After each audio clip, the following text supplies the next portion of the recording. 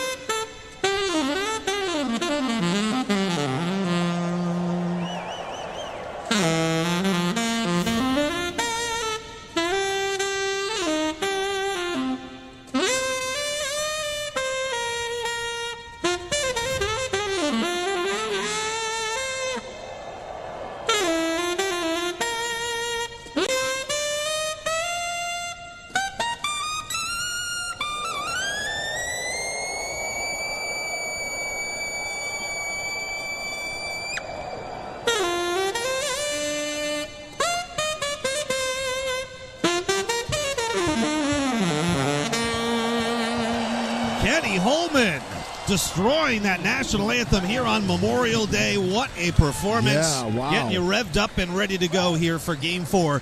Timberwolves and Thunder, OKC up in the series 2-1. Starting lineups tonight look like this. Mark Daigneault, in his 5th year as head coach, has used one starting lineup in the postseason, 14 games, and he'll use it for a 15th straight game here tonight. Shai Gilgeous-Alexander, the league's MVP, announced last week, averaging 28 points and 8 assists per game in this series. But Shai coming off a Game 3 in which he scored just 14 points. His lowest output in 90 games this season, regular season and postseason combined. He shot just 4 of 13, 4 turnovers, a minus 32 in his 28 minutes on the floor. Lou Dort joins him in the backcourt, 7 points, 3 rebounds, 1 steal per game. First team all-defense this past season. Jalen Williams in his 3rd year out of Santa Clara, averaging 20 points, 6 rebounds, and 5 assists per game. He's second team all-defense for this OKC defense, which was number 1 in the regular season. Chet Holmgren had a quiet game number 3, 10 points, 5 rebounds, just 3 of 7 shooting. He is now in his 2nd season out of Gonzaga. Isaiah Hartenstein will get the start at the center spot. He didn't start the second half of Game 3, but he's back in the starting lineup tonight. 7th year out of Germany, averaging 8.6 rebounds in this series. So it's Gilgeous-Alexander and Dort in the backcourt with Jalen Williams, Chet Holmgren, and Isaiah Hartenstein rounding out the starting 5. Thunder trying to bounce back from a 42-point setback in Game 3. SGA talked about the loss. We just turned the ball over early. They had offensive rebounds early, a free throw blocked out I missed, and then I was offensive rebound. Just energy plays and little plays, loose balls, stuff like that adds up, especially early in the game. And then they're at home, their crowd's behind it, and then they get comfortable. They're up 15 and they're open and they're making shots, and now it's 22. It's all a trickle effect, but it starts with just playing with energy and being focused, and we didn't have that tonight. SGA breaking it down awfully nicely there after the Thunder lose for the 3rd time on the road in the postseason. They're 3-3 away from Paycom Center. They're 7-1 in the postseason. at home. Speaking of being at home, the Wolves are 18-5 in their last 23 home games from the regular season right into the postseason. And head coach Chris Finch, just like Mark Dagnall, sticking with his same starting five. Hey, this is head coach Chris Finch, and here's our starting lineup for tonight. At guard, Mike Conley, Ohio State. Paint to Conley in the corner, catch and shoot. Three is good. Mike Conley picks up fine time. First, third, three of the night. At guard, Anthony Edwards, University of Georgia. It's Watson. He'll pull up. Deep two on the way. He hits it. He's him, Anthony Edwards. At forward, Jay McDaniels, University of Washington. Here's Jaden. He'll take a run to the bucket. His layup is good, and he got fouled. I don't believe it. At forward, Julius Randle, Kentucky. Spin move in the lane. No look inside. Julius with a two-handed flush. Oh, the Wolves bench is beside themselves. at center, Rudy Gobert, Saint-Quentin, France. Rudy with an offensive rebound. He goes baseline. Oh, reverse slam. He packs it through. Fantastic finish by Rudy Gobert. The starting lineup for the Timberwolves with Conley, Edwards, McDaniels, Randle, and Gobert. Now in the postseason, in 13 games, they have a 119 offensive rating, a 99 defensive rating, a plus 20 net rating. They were really good in Game 3. They played 13 minutes together, outscored the Thunder by 11 points over that stretch. And a big reason why was not only Anthony Edwards, but Julius Randle with a huge bounce-back game. He didn't play in the fourth quarter of Game 2. He and Chris Finch had a sit-down after shoot-around before Game 3, and that paid dividends. He knows who I am. I know who he is. Me as a competitor, obviously I want to play and do anything I can to help our team win. And I know he trusts me to do that. And I also know I trust him to do what's best for the team at all times. I know he doesn't have any ill intent. Obviously, I want to play, but for me, it's about the bounce back, how you come back the next game. And I just wanted to come out aggressive. It's not really that they did anything different or myself. I just wanted to be aggressive and, try to do that throughout all the game. Julius Randle in 30 minutes had 24 points, 4 rebounds, 3 assists. He was a plus 38 in his 30 minutes. Nobody had a better plus-minus than Julius Randle, and I thought Julius, while not scoring 30 or 35 or 40, I thought he had an incredible game in Game 3. We talked about what his contributions were early on. He and Ant got Minnesota off to a great start. Ant was obviously playing defense and scoring, had 16 in the first quarter, but Julius, with it, he brought it in the first quarter, and then playmaking as well. So key for Minnesota to get off to a great start here again tonight. Another key tonight, turnovers. Wolves and Thunder have now matched up 7 times, regular season and postseason. In the 4 losses for the Wolves, they've averaged 18 turnovers. Thunder have turned those into 26 points. In the 3 wins, the Wolves are only averaging 11 turnovers, and those are being turned into 13 Oklahoma City points. That's a big differential, 26 points versus 13. Yeah. And we saw in Game 3 the Wolves take wonderful care of the basketball. Yeah, it's just so key. And, Mike Conley's minutes have been so important, too, because Mike's done a great job of taking care of the basketball. And when he's been on the floor, Minnesota's been really solid. The bench has got to be great again tonight, too. Nas was so fantastic. And I'm looking forward to seeing Terrence Shannon Jr. get a few minutes here off the bench as well. Chris Finch did say he'd be playing more as we move forward in this series. The opening tip of Game 4 is won by the Timberwolves. Boy, Lou Dort is all over Anthony Edwards. He's got a fistful of his jersey. Rudy sends a nasty screen, freeing off Dort down the lane. Rudy went up for the dunk, didn't get it. It's off the back iron. Here's Shea on the push. Banged by Conley. Out to Jalen Williams, right side. 3 on the way. It's good. 3-0. OKC on top. I'm stunned. Yeah. No foul early. I think this tells me a lot about how this game's going to go. You can see Ant's jersey coming off of him is being pulled so hard. Randle with it left side. Stop and pop. Pull up 15-footer is good. And it's 3-2. OKC on top. ISO'd that time with Shea on him. He just spins to his left that time and knocks it down. Dort initiates, bringing it up across the timeline. Left side, Jalen Williams off the Hartenstein screen. Pulls up 17-footer. That's good. Nobody's missed so far. 5-2, Oklahoma City on top. We played just over a minute. Mike will feed it left side. Here's Jaden at the hash mark. Now works to the middle of the floor. Spins on Holmgren. Steps back on a 15-footer, and he hits. 5-4, OKC on top by 1. Timberwolves are in the Icon Blues. It's their best uniform this season. 12-5 in the regular season, a perfect 4-0 in the postseason. Jalen Williams, off-balance runner, way long off glass, and the rebound goes out of bounds. That's Timberwolves basketball. Great contest that time on the switch. by Jaden. Rudy Gobert still talking to James Williams about the first dunk attempt that he got fouled on. Zach Zarba, James Williams, Bill Kennedy. Three-man crew. Here's Mike up top off for Rudy. Screen's going to pop on a straightaway. Bray in and out. No. Rebound to Hartenstein. Mike just 4 of 16 on his threes here in this series. SGA, here's the booze. He's got it right wing against McDaniels. Off a Hartenstein screen. Switched on to Gobert. Pulls him out to the perimeter. He'll set up and pull the trigger on a three. It's off the back iron. No. Holmgren's got the rebound. Couple of dribbles. Takes a run to the rim and banks it in for 2. 7-4, OKC leads by 3. 2 minutes gone here in the opening quarter. Holmgren just went up and over the top of Ant that time and snatched it down with 2 hands. Randall pressured left side, runs away from that. Spins top of the key, lost it, got it back. Now runs into a double again. Lost his dribble, knocked away. It's out of bounds. It'll stay Timberwolves basketball, but that's not a recipe for success, having Julius handling that much all over the floor. You start turning your back, as we've talked about this entire series, you start turning your back and dribbling and backing somebody down without vision on the floor. You're just asking for double and triple teams to come get the ball stolen. Boy, Dort again had a fistful of Ant's jersey right in the back. Right off the inbound, Mike's got it. He'll fire a left wing 3. This time he connects. 1 for 2 from long range. Mike Conley has tied the game at 7. Here's Chet on the run against Randall. Bangs with him down the right side of the lane. Jump hook, no. Hartenstein kept the rebound alive. Here's Holmgren. Back inside to Hartenstein. Out to SGA. Now up top, Williams. Extra pass, Dort. Left side. The 3 balls offline. Great contest by Conley. Hartenstein with an offensive rebound. Here's Jalen Williams. Left side, Dort. Up fakes against McDaniels. Into the paint. Stops, leans in, and got clobbered by Jaden McDaniels. So much activity on this possession. Minnesota couldn't get a rebound. Long rebounds on those jump shots by OKC. Rudy Gobert got raced on the first one. The second one just was in no man's land for anybody in a blue jersey. Lou Dort then drives the seam, gets to the nail, gives Jaden a pump fake. He bites on it, and now he got to the free throw line shooting 2. The activity level in this game is incredible, and the physicality as well. 1 out of 2 at the free throw line for Dort in this series. He knocks down here. That makes him 2 out of 3. Yeah, the energy, the effort.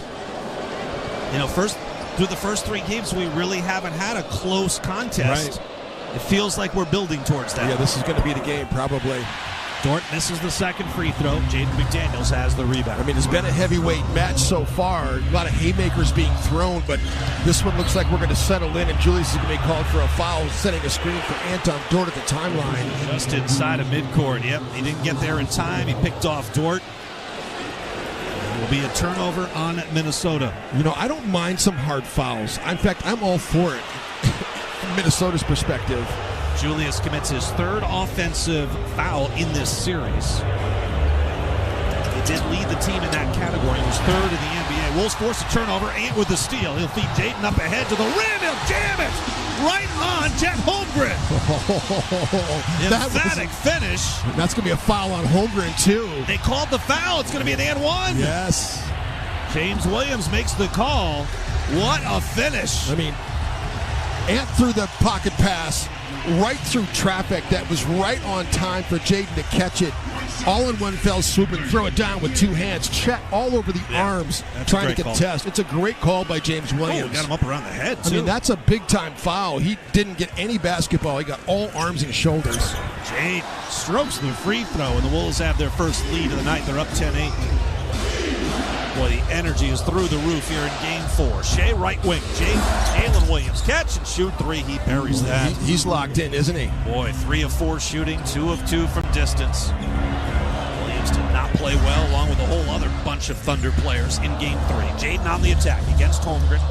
Gets out to the left wing, lobs it back out to Randall. 10 to shoot against Lou Dort. Randall with a right-handed dribble, spins. Now with the left hand, top of the key. 5 to shoot, spins to the elbow, kicks out to Conley, rushes the 3 in the corner. It's off rim, no. Dort with the rebound. Julius just gave Mike a hand grenade that time in the corner. Shea crosses over on Conley, top of the key. Lost the handle, it comes out to Dort. SGA gets it back. Just 14 points in Game 3. Sets up Dort for a high arcing long 3. No, he missed it long. Rebound out of bounds. And James Williams says it's off Jaden McDaniels, who was battling with Chet Holmgren for that rebound. 4 gone, 8 left to play. Opening quarter, OKC 11, Minnesota 10. Thunder in their association white jerseys, tops and bottoms with the orange and blue trim. They got Oklahoma City across the front of their chests. Timberwolves have Minnesota across the icon Midnight Navies. There's Jalen Williams, curls off the inbound, down the lane, back to Isaiah Hartenstein, who got stripped. The ball's loose on the floor. Ant dies for it. He's got it off to Rudy. Now Jaden with a touch on the hit ahead to Randall. He'll sidestep to his right, fire on the three, missed it long. Rudy offensive rebound, back out to Mike. Here's Ant with a touch, back to Mike left side. Extra pass, Jaden wide open on the three. In and out, back in off the glass. Jaden will take it. Timberwolves will take the 2-point lead. 13-11 the count. SGA one-on-one against McDaniels. What a spin move. Under the basket, kick out Dort, right side three on the way is good. Dort's got one of the highest arcing three-point shots in the league, and that thing brought down the rain. Mike was right there in his face that time, getting a great contest on. That quiets the crowd here. Thunder by one. Floater for Mike. It's up off the rim. No, Rudy with an offensive rebound and the putback. How about that? Isaiah Hartenstein got cleared out, ended up on the deck inside. Thunder wanted a foul, but Zarba, Williams, and Kennedy neglected to call it. Here's SGA with it against Randall. Fades on an 18-footer. It's off back iron, front rim, back iron, and it drops in. Yeah, just toying with this crowd. Certainly was. The emotions. Ooh, Rudy and Isaiah Hartenstein throwing arms. Here's Rudy, sets the screen, and on the attack, in the lane, kicks out, Jaden's open in the corner, he lines it up, missed it long. Rudy attacks the rebound, but Holmgren controls. Now Jalen Williams with it. He's 1-on-2 here. He'll flare out to the right wing, and the Oklahoma City Thunder will set up shop right to left across your radio. SGA with it, up top, 10 on the shot clock, off the Hartenstein screen, attacks Rudy, shoves off on him, layup good. Just lowered the shoulder enough, even though Shea is not bigger or stronger than Rudy. He had the leverage on that play and created just enough separation. 18-15, OKC by 3. 6:10 left to go here, opening quarter. Randall on the run into the paint to the corner. It's deflected and turned over. Jaden and Ant were both over there and pinballed off a couple of them and ended up in the hands of Lou Dort. Here's Hartenstein. Looking to facilitate. He averaged 4 assists a game in the regular season. He does not have an assist in this series. Across the lane, Jalen Williams out to Chet Holmgren, attacks with left-handed dribble. Went out for the dunk and got it rejected by Rudy Gobert. He brought it back to the right hand. That was a big mistake. Back the other way. Jaden on the attack. It circles the drain and drops. Timberwolves to within one. 18-17 with 5.5 to go here in the opening quarter. An electric start to Game 4. 5:38 left to play. 18-17 Thunder. We step aside on the Minnesota Timberwolves Radio Network. As a business owner, you understand the importance of protecting your reputation, workplace, employees, and financial assets. Our team is ready to help yours by creating a custom lineup of industry-specific coverages and risk management service to help you stay at the top of your game. Contact your local Federated representative for more information today. Federated Insurance. It's our business to protect yours. Rated A+ Superior by AM Best Company. Hey Wolves fans, it's Rosie from Standard Heating and Air Conditioning, your home comfort MVPs since 1930. Just like the Timberwolves bring the heat on the court, we keep your home in perfect condition all year long. We're proud to sponsor the Timberwolves this season. Let's go Wolves! Standard Heating and Air Conditioning. Call or visit standardheating.com since 1930. Hey Timberwolves fans, ready to score big with Wolves gear without breaking the bank? Let me introduce you to Sezzle and the Pay in 4 program. With Sezzle, you can split your payments into 4 easy, interest-free installments on all your Wolves purchases. From jerseys and hoodies to courtside seats, Sezzle has got you covered. Wherever you shop, however you rep the Wolves. Download the Sezzle app and get started today. Sezzle, the official jersey patch sponsor of the Timberwolves. Subject to approval, see terms and conditions at Sezzle.com. Incubus, live. Performing the album Morning View in its entirety, plus the hits. Saturday, July 5th, the Treasure Island Amphitheater. With special guest, Manchester Orchestra. On sale now at TICasino.com. Don't miss Incubus performing Morning View in its entirety, plus the hits.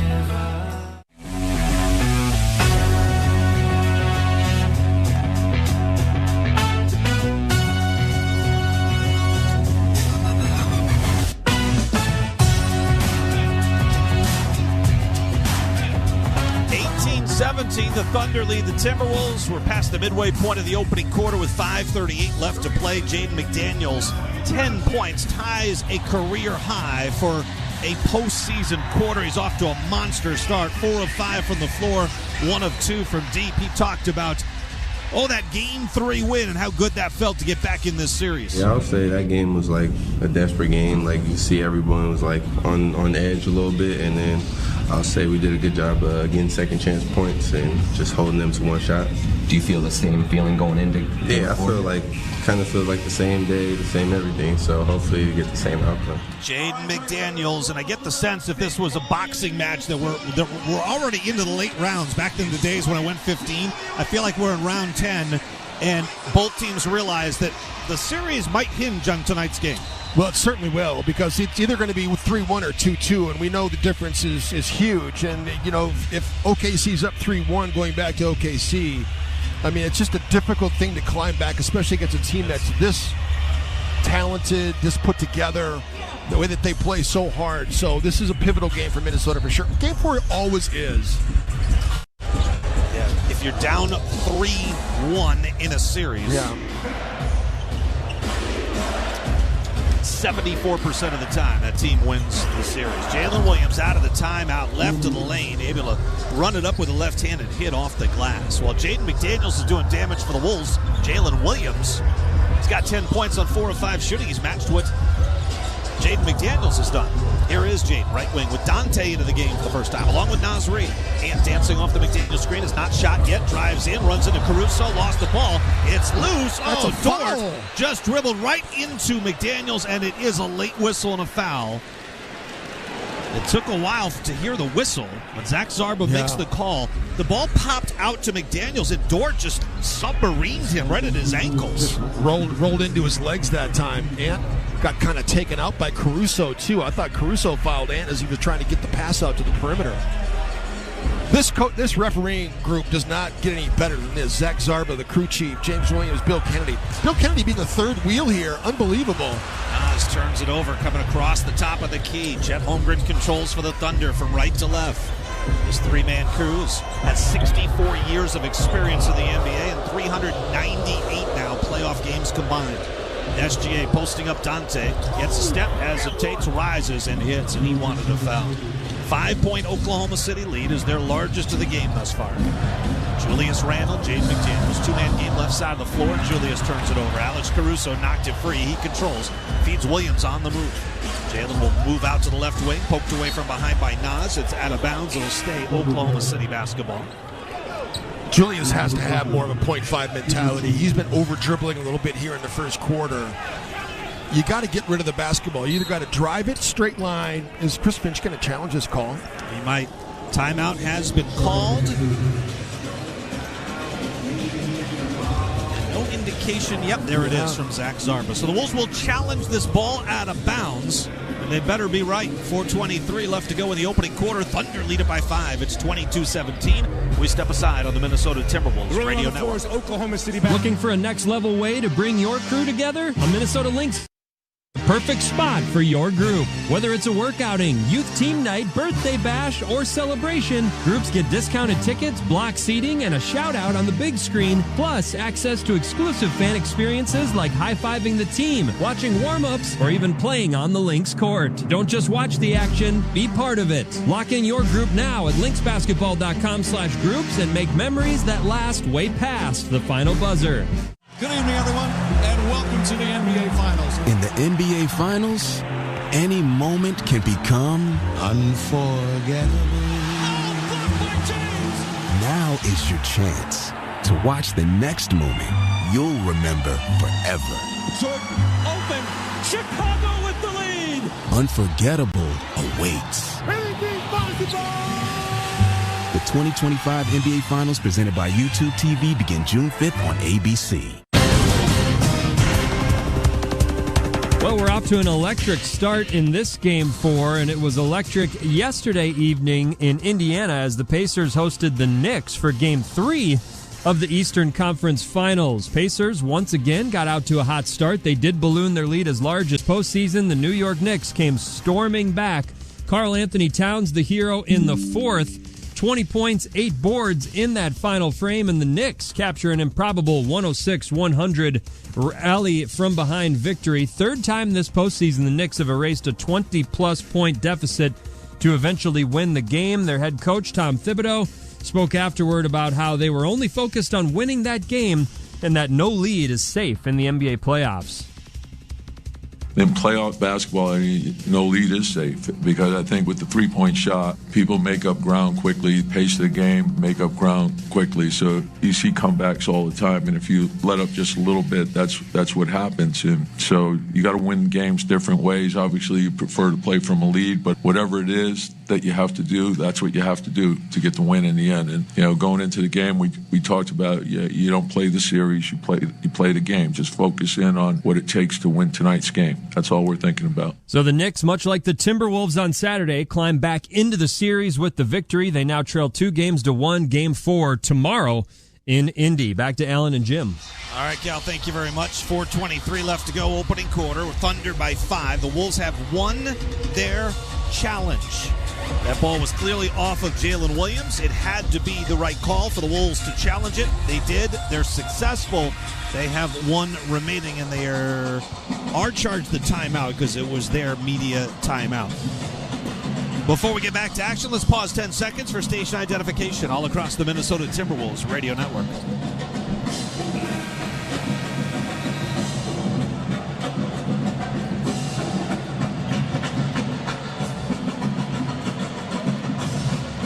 Along with Jim Peterson, I'm Alan Horton from our radio perch here in Section 132 of the Lower Bowl. Our studio host and executive producer is Cal Soderquist. Our engineer, Mike Weber. Our statisticians are Super Dave Hanlon and Mike Greenbaum. Our studio coordinators are Alex Leibolt and Ben Haney. Glad you're along with us on our flagship 100.3 FM, KFAN The Fan, iHeartRadio app, Timberwolves mobile app, Sirius XM, NBA Radio, Channel 86, and all across the vast and ever-expanding Timberwolves radio network. Dante got airborne and turned it over at the free throw line. It's another Wolves turnover, their 5th of the game. Julius has 3 of those 5 turnovers. SGA against Dante up top. Dante likes the matchup, gets to the elbow, spins back to the middle. Now fakes going back to his right, fades on the 16-footer and hits it. It's now a 10-2 Oklahoma City run. They were down by 1 3 minutes ago. Now they lead by 7. 24-17. Nas to the corner. Dante in front of the Thunder bench. Free throw line extended is Julius Randle against Jalen Williams. Up top, Nas straight away on the 3, and Nas connects. Nas knocked down 2 of 3 from deep, and they needed that last game because Nas was 0 for 12 from deep over his first 2 games. Now he's 3 for his last 4. Wing right, J-Dub will pull up on a 3 and stroke that. He's in some kind of rhythm right now. 5 of 6 shooting, 3 of 3 from deep. He's got 13. Dante with it, wing right, guarded by Shea. He'll turn fire on the 3. That's going to be offline. I hate that shot attempt. I mean, it didn't make him work for it at all. He just came and fired. There's no one on the glass. I don't think anybody's even ready for that. Dante was so selective in Game 3. It was just 2 of 2 shooting, but knocked down both of them. Jalen Williams finally misses a 3. Rebound tapped out to midcourt. That's out of bounds and awarded to Minnesota. 27-20 with under 3 minutes to go in the opening quarter. I completely agree with you. Yeah, it's a deep 3-2. Just make them work a little bit. I mean, just to come down and fire a 3-point shot like that when Minnesota was barely even over the timeline. I misspoke earlier. When you're down 3-1 in an NBA series, the team up 3-1 wins 96% of the time. 283 and 13 all time. And in conference finals history, 44-3. So you can't afford to fall, just like you can't afford to fall behind 3-0. Bulls are almost in the same predicament here tonight. Nas run off the 3-point line. He'll drive and kick. Dante steps into that 3. That's a much better shot selection. Absolutely. Dante tickles the twine. It's a 4-point game. Change sides of the floor that time. Dante in a rhythm and a catch and shoot. Much better shot. Shea off the high screen by Kenrich Williams. Drops it around his back. Williams to the elbow. He'll pull up on the line, drive shot, hit.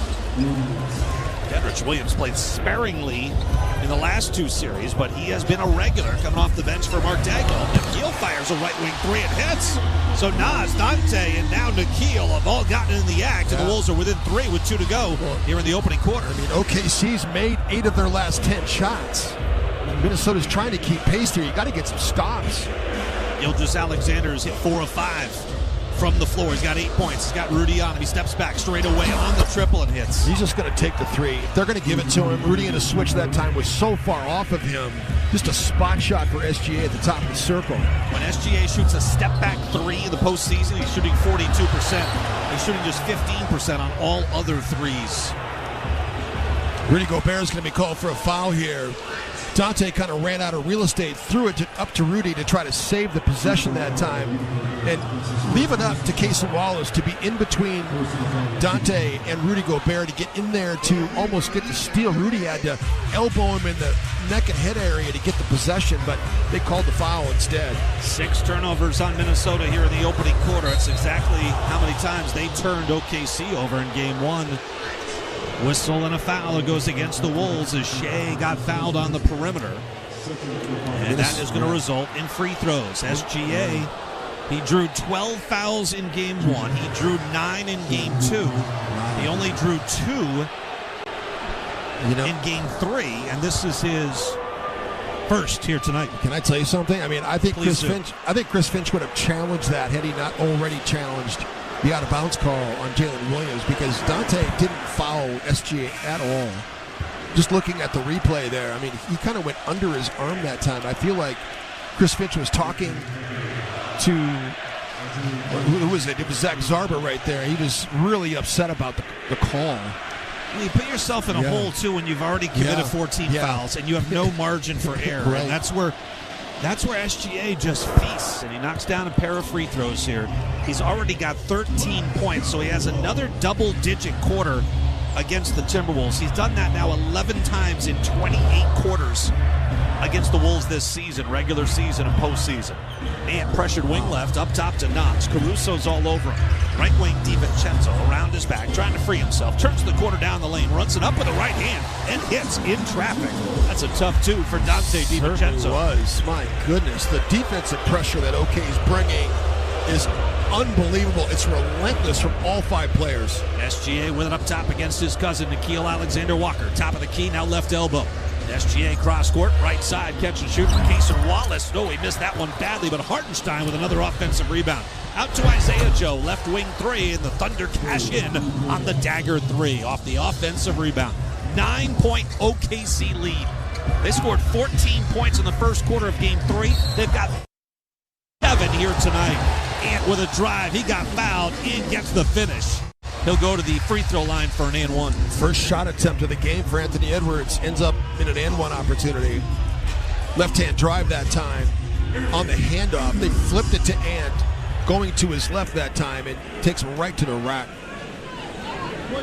Ant's averaging 27 points, 9 rebounds, and 5 assists per game in this series. He's only shooting 68% at the free throw line in this series, and he misses this one. Rebound goes out of bounds. It's awarded to OKC with 34 seconds left. So the Thunder bring it up. They've got 37 points. They've shot 64%. They've hit 6 of 11 from deep, and they've only turned it over 3 times. The Wolves zone up 2-3. Caruso, corner 3, no. Rebound tapped up by Nas. It almost went in. Rebound loose, scooped up by Cason Wallace. Back out to SGA, left of the lane, out to Hartenstein in the corner. Now Wallace at the angle. Ant's mugging him. Forces a kick out pass to Hartenstein. Isaiah Joe pulls up off the dribble, and the Wolves collect the rebound. Shot never had a chance. Ant on the move with 5 seconds left. Lost it, got it back, and it's called for a carry. Yeah. 7 turnovers on the Timberwolves here in this first quarter. 3 seconds on the clock here, too. They can make something happen. Dagnall's going to get Chet Holmgren into the game. Take Hartenstein out, give them another perimeter jump shooter. Should Chet Holmgren be open, they're going to bring J-Dub back as well. Keel's guarding Shea at the free throw line, so 3-quarter court. But now J-Dub is going to come up and set a screen to try to free up SGA. They want to get him on the move. Wolves have 3 players all the way in the front court, only 2-on-2 in the back court. Do not let SGA catch it if you can.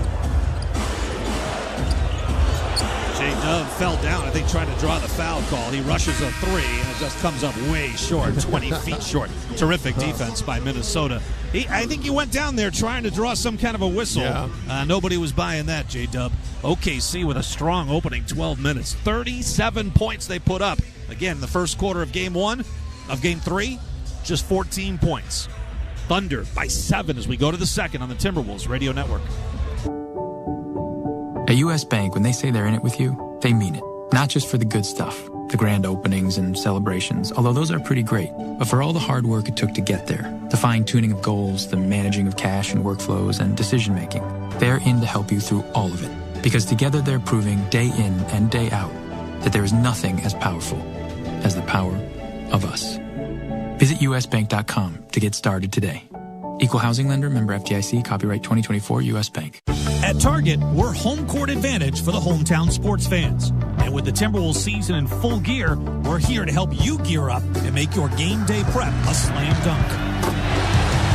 Hear that? That's what you call a buzzer-beating three-pointer for the win. Time to dish up your famous nachos or put a full-court press on some jalapeno poppers. Then serve up some sweet desserts to celebrate the W.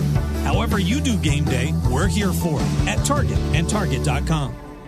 No matter who you are or what you do, there's a Ford vehicle that can help you own the day. Make life on the go a walk in the park with the new Ford Explorer. Become the MVP of the work site with the unrivaled performance of a new built Ford Tough F-Series truck, the best-selling trucks in America. Or discover what it really means to adventure in the great outdoors with the new Bronco Sport. Whether it's for work or play, there's a Ford with a great deal waiting at your local Northland Ford dealers. Don't wait. Get behind the wheel of a new Ford today. Based on calendar year total sales.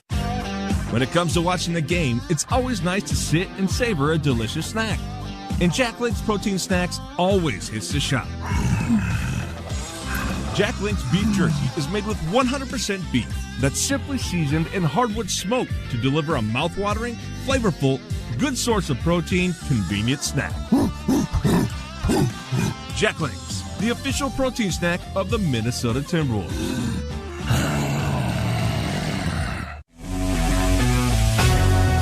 You're listening to the Timberwolves Radio Network.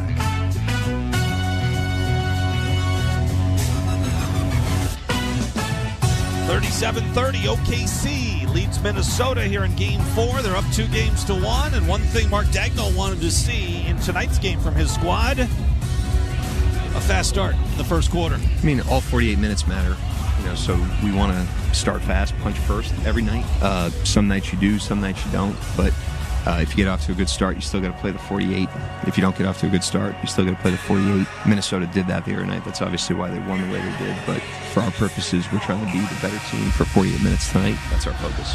Well, they came out and they punched first in that opening quarter. 37 points, 63% shooting, 5 of 10, actually 56% shooting, and 6 of 14 from beyond the arc. They were really good in that opening frame. Well, so was Minnesota. I mean, they shot the basketball so well. 12 of 19. The Sixers, just as you're talking about, both teams coming out on fire here. You're losing the possession battle, though. You gave up way too many offensive rebounds. The 50-50 ball challenge has gone in OKC's favor. Minnesota's got to rectify that situation. How about Terrence Shannon Jr. getting the start here at the top of the second quarter? This is his time. He had 15 points in 13 minutes in Game 3.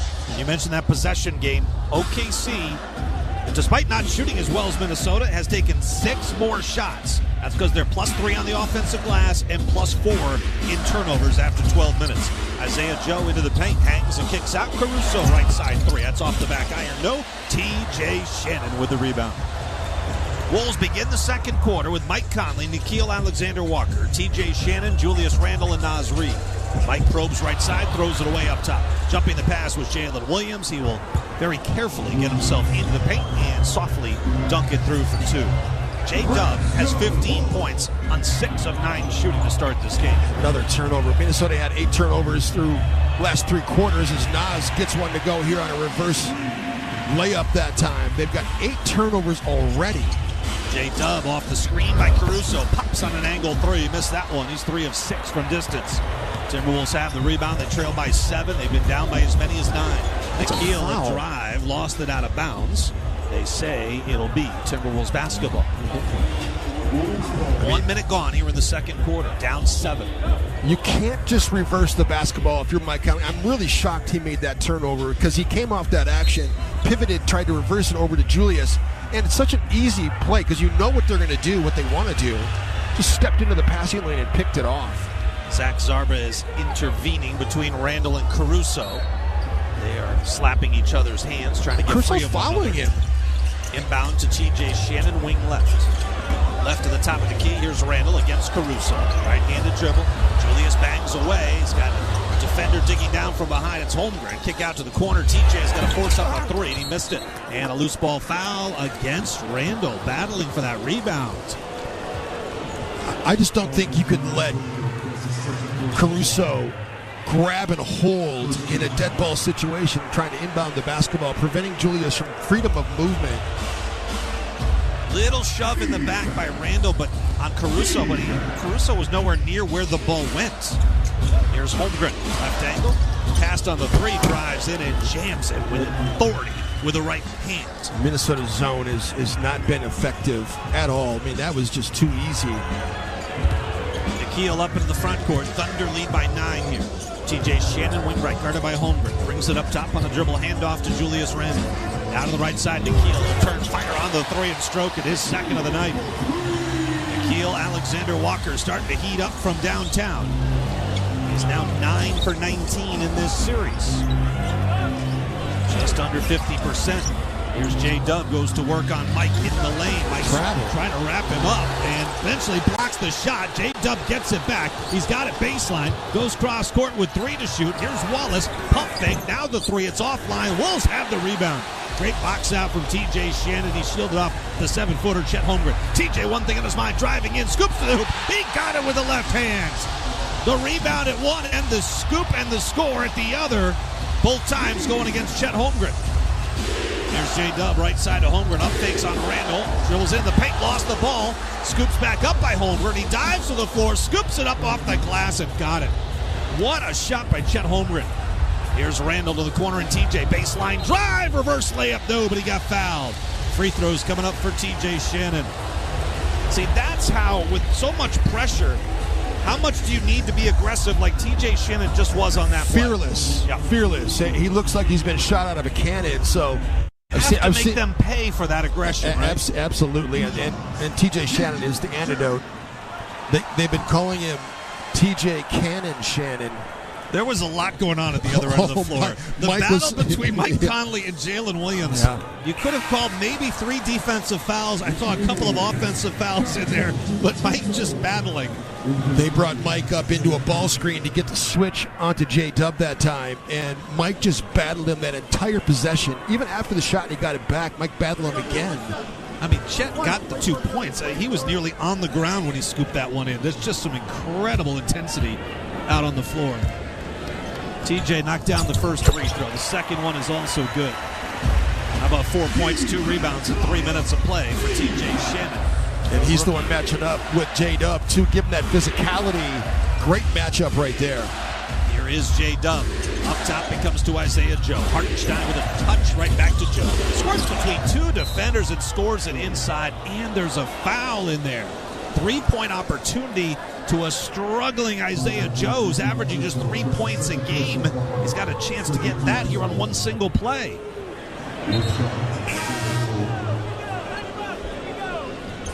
Dante got caught flat-footed there, and Joe just squirted right past him. And Isaiah Joe to the free throw line. It's 45-39. Shooting here for Minnesota has been unreal, 62.5%. I mean, the starters, 8 of 14 for 19 points. Bench, 7 of 10 for 20 points. Productivity from both sides of the ledger there. Isaiah Joe's free throw is in and out. No, Hartenstein bats the rebound out. Joe has it. Now Wallace with it against Shannon. Drives in, kick out. Kenrich Williams right side 3 is good. The offensive rebounds for OKC and the Wolves' 8 turnovers are killing them right now. 48-39. Mike, pocket pass. Nas down the lane, out to Shannon in the corner. The 3 ball's nothing but net. Nylon for TJ. 48-42. They're leaving him wide open, too. They're making him make shots, and he's been doing it. Here's J-Dub working against Nas. A lob inside. What are we doing? Oh, he saw that a mile away. Hartenstein with the flush. He's 11 of 15 on his lob dunks in the postseason. Here's Nikhil to the corner and T.J. Shannon. T.J. hesitates, now drives. His pass to the corner, deflected by Kenrich Williams, scooped up by Keeson Wallace. Now J-Dub, stripped from behind by Nikhil. Dante has it, lobs it up ahead. Nikhil's got it on the run to the rim with the left hand. He scores it for 2. How about that swing right there? It's a 2-possession game. Wolves turned it over for the 9th time, but they get it right back. J-Dub with it up top. With SGA off the floor, right of the lane, he pulls up for a top 2. It's off the front rim, no. Hartenstein with another rebound, no, wave it off. A loose ball foul against the 7-footer.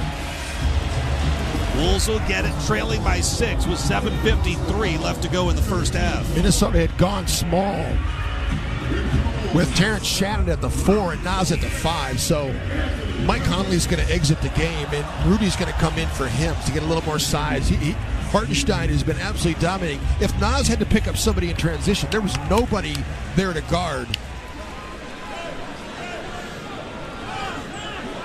Wolves had 6 players on the floor there. Now they've got Nas coming out. TJ is going to stay on.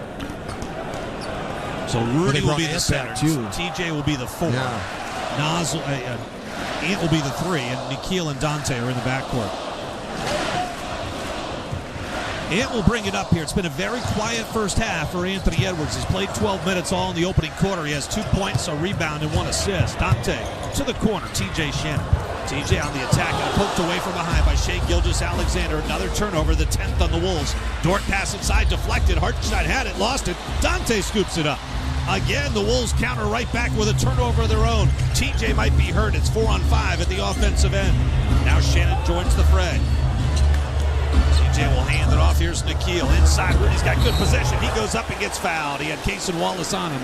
Good hustle by Rudy to create the mismatch, seal him off, and provide a nice big target. And he'll go to the free throw line for 2. They've been doing this all series long. Anytime Rudy is in an isolation situation, he gets the ball down low, they're just going to foul him, make him earn at the line. TJ is a little banged up. Jaden's going to come into the game. He's at the scoring table right now. The left shoulder of Terrence Shannon Jr. looks like it's giving him a hard time. Rudy's just 2 of 6 at the free throw line in this series. I think he's going to be okay. He went to Chris Finch and said, I think I'm going to be all right. But that's a smart foul by Keeson Wallace. Yeah, 2 of 7 now at the free throw line. Timberwolves basketball tonight brought to you in part by U.S. Bank. Proud to be the official bank of the Timberwolves. And by Sezzle, a point play in the NBA, that's hard. But splitting your next Wolves purchase into 4 interest-free installments with Sezzle, that's easy. Download the Sezzle app today. Terms and conditions apply.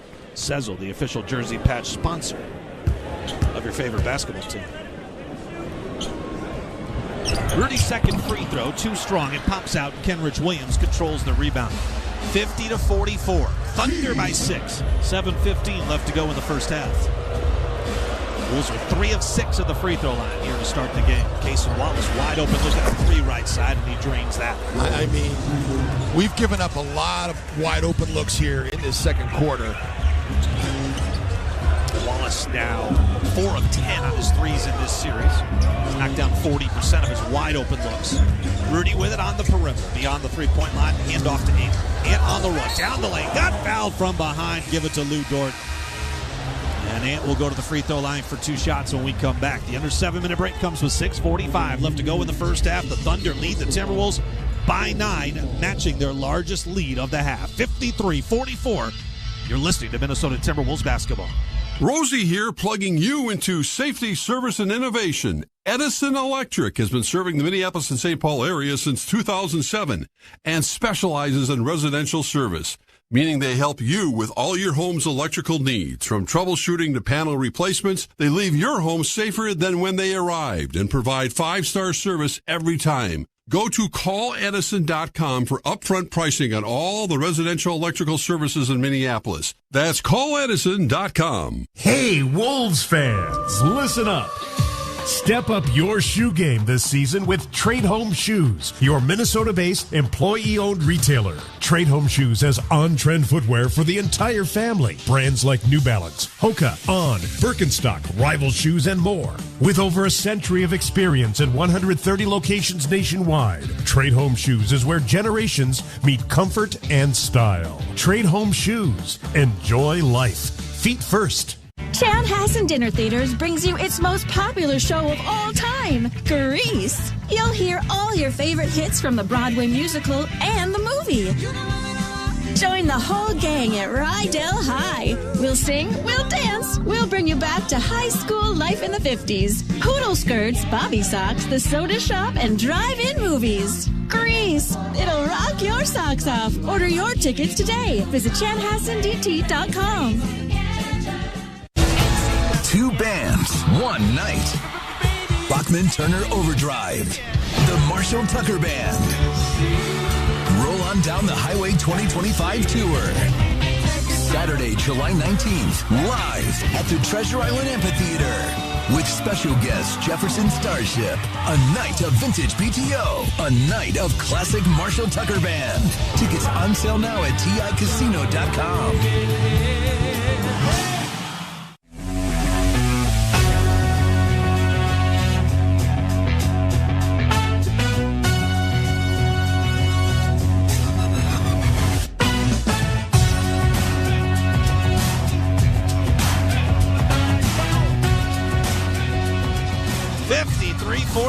OKC leads Minnesota by 9 here, midway through the second quarter of play. Second straight game we've seen T.J. Shannon come off the bench.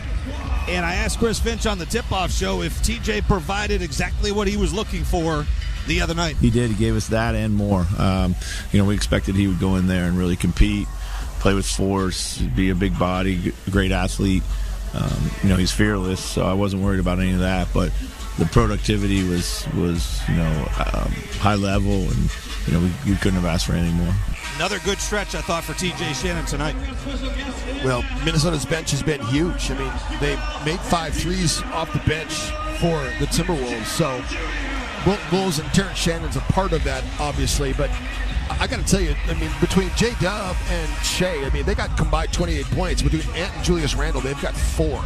And that's a really hard reality right here for Minnesota. And the fact that the Wolves have shot 65% from the floor and 54% from 3, and they're down 9, I mean, that's very disappointing if you're a fan. I mean, it's been a great game, a lot of energy in the building, but Ant's got a chance to rectify some of that right now at the free throw line. He can knock down 2 and cut it to 7. He's 0 for 1 at the free throw line tonight, but he's got the first of 2 coming here. Jaden and Rudy are up front with Dante and Nikhil in the backcourt. 6:45 left to go here, second quarter, 53-45.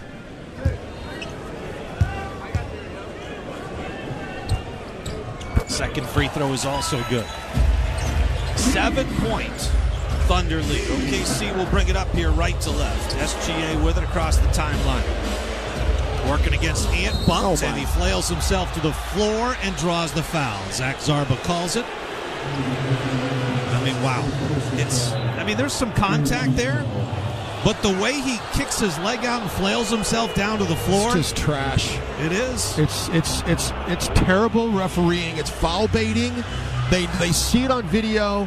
He slaps Ant's hand away and then puts his shoulder into Ant's chest and falls down, and he gets the call. Zach Zarba's got to be better than that, man. That's just awful. Here's SGA with it against McDaniels. He trips himself up, goes down. That's got to be a travel. It's knocked away, and it goes off of SGA out of bounds. I mean, boy, he just tripped himself up and flailed to the floor.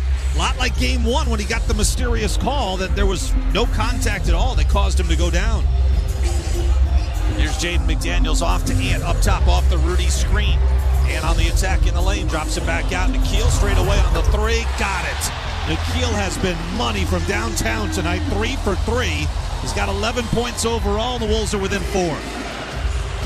Here comes SGA against Nikhil. Now off the Chet. Catch and shoot 3 on the way. Got it. Chet Holmgren knocks down the 3. Gap helped that time by Jaden. Came off of Chet to be able to defend Shea. Ant falls down here at the timeline, gets it to Rudy. Here's Rudy trying to work, and Rudy cannot dribble the ball, and he turns it over. Another turnover on the Wolves, their 11th of the game. Kenrich Williams surrounded inside, throws it back out right to Jaden McDaniels. One turnover begets another. Dante on the run, inside, off the Jaden, up strong, finishes with the right hand. Wow. A dozen for Jaden McDaniels, and the Wolves escape damage again. They're back within 5. Certainly did.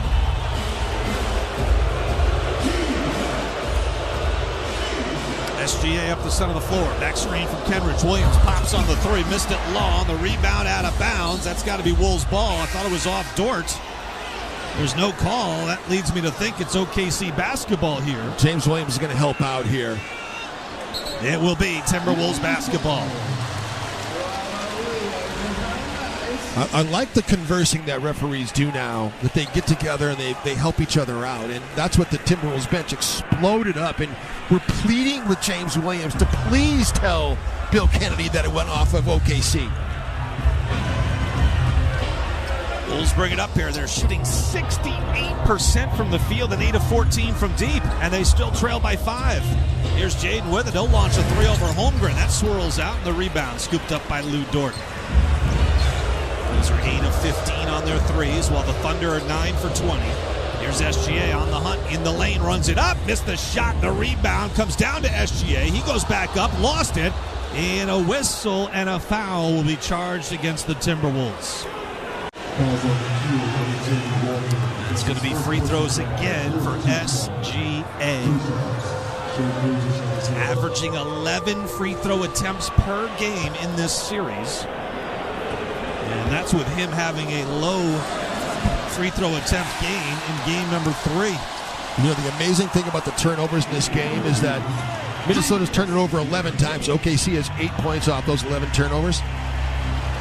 OKC's turned over 7 times. Minnesota's converted into 13 points, but 5 of their 7 turnovers have come after Minnesota's turned it over. So OKC's given it right back to them after Minnesota's turned it over. So 1 out of 2 at the free throw line. That's been great defensive transition from Minnesota once they turn it over to get back and then force a OKC turnover as well. Jaden McDaniels with it right side. Now left wing, it's Dante. He'll fire a 3. He'll miss it long, and Chet Holmgren has the rebounds.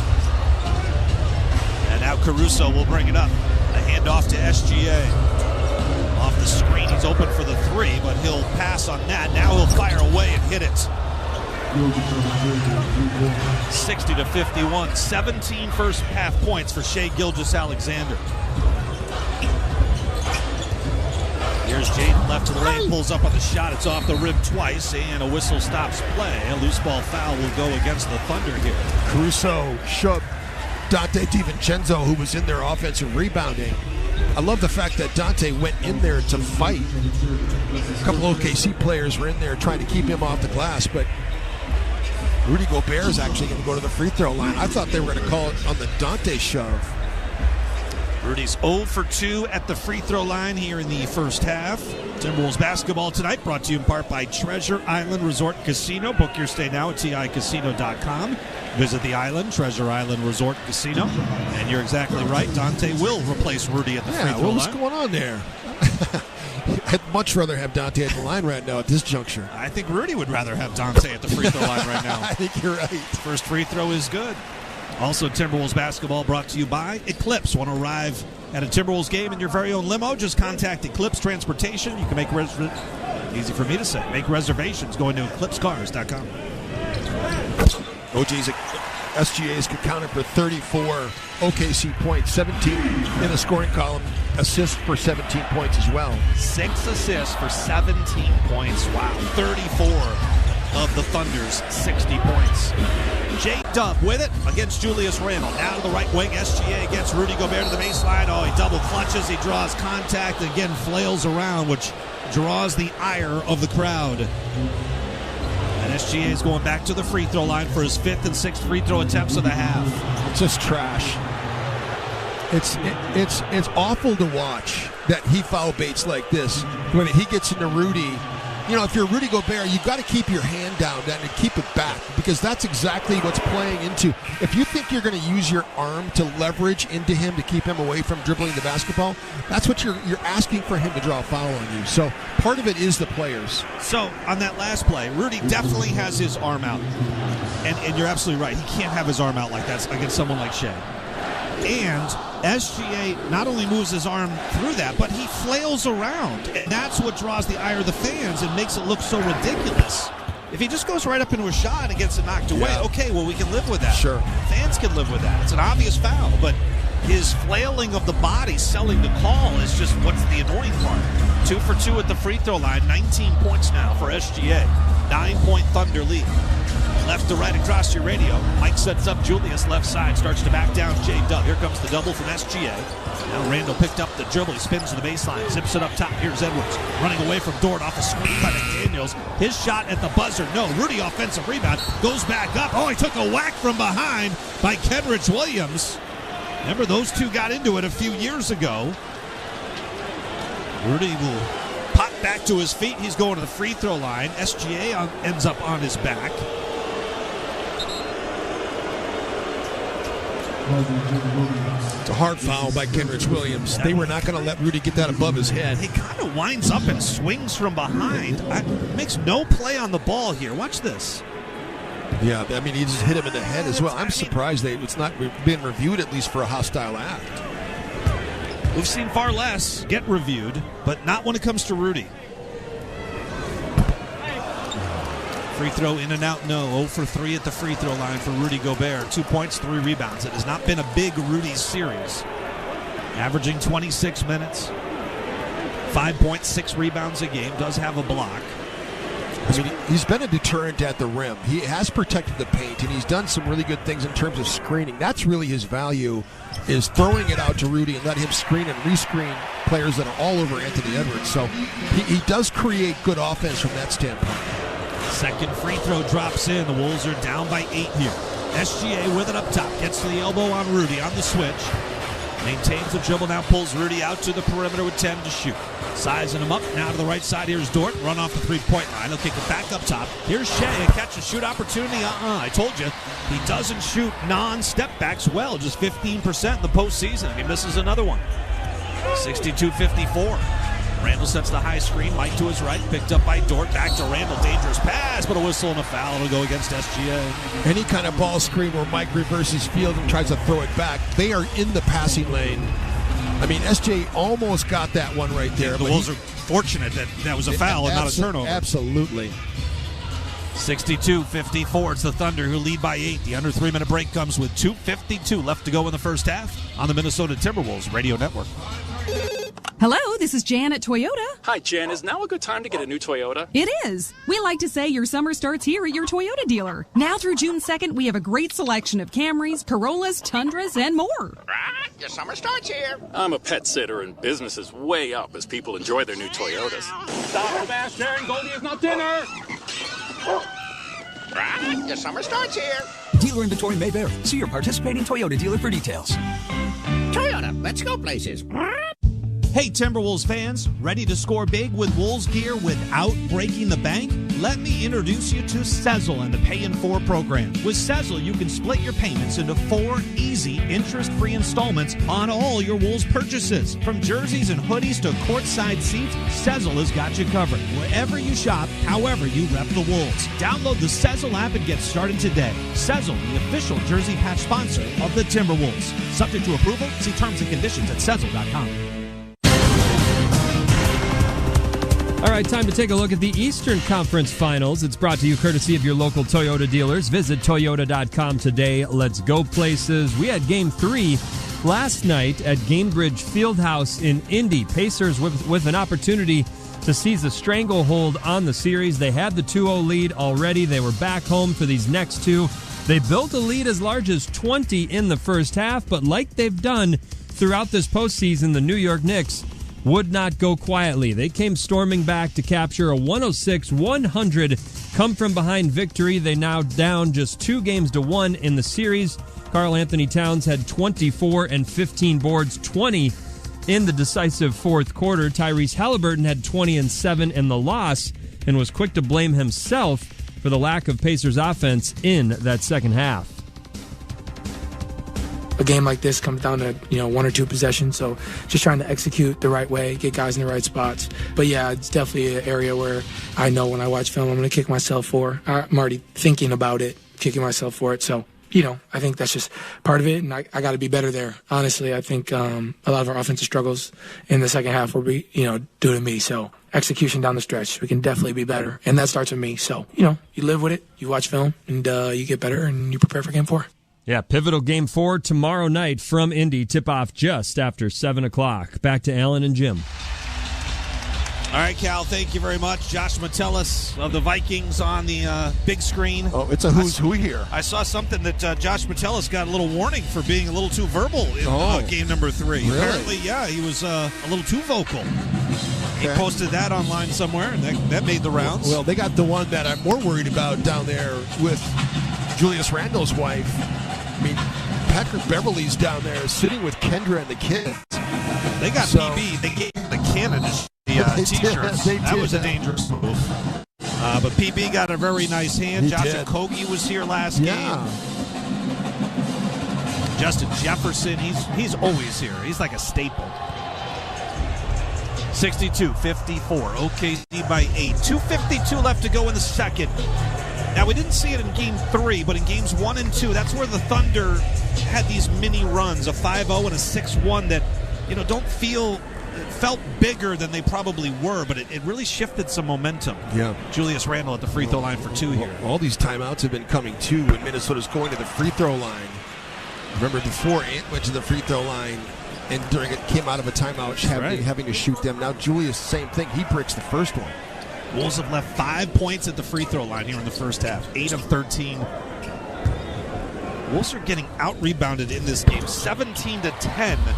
They have 10 rebounds. Oklahoma City has 9 offensive rebounds in this game. Julius goes 1 out of 2. Wolves trailing by 7. Under 3 to go here first half. J-Dub out to SGA up top. Takes a run to McDaniels. Floats it up over Rudy. Terrific defense there. Again, Rudy, with his presence inside, affected that shot. Randle with a rebound. Brings it up on Dort to the free throw line. Trying to back him down. Spins down the left side of the lane. Up off glass. Difficult shot. No good. Rebound. Anthony Edwards steals it. In the paint. Out to Conley. Up top. It comes to McDaniels. Catch and shoot 3. Missed it off the heel. Jaden has the rebound. Come right back to him. He drives on Caruso. Puts up the shot. No. Rebound loose. Julius has it. He gets fouled. Finally, the 4th time is the charm. Down by 7. Randle back to the free throw line where he's 1 of 2 tonight. I mean, between Alex Caruso and Lou Dort, I mean, they're both getting away with felonious assault almost on every possession. I mean, it is a hand battle. It is a physical battle. Anytime there's a post-up opportunity for Julius, anytime Ant is trying to catch the basketball, he's being grabbed and held. Caruso has been called for 1 foul in this game. He's committed about 9 others.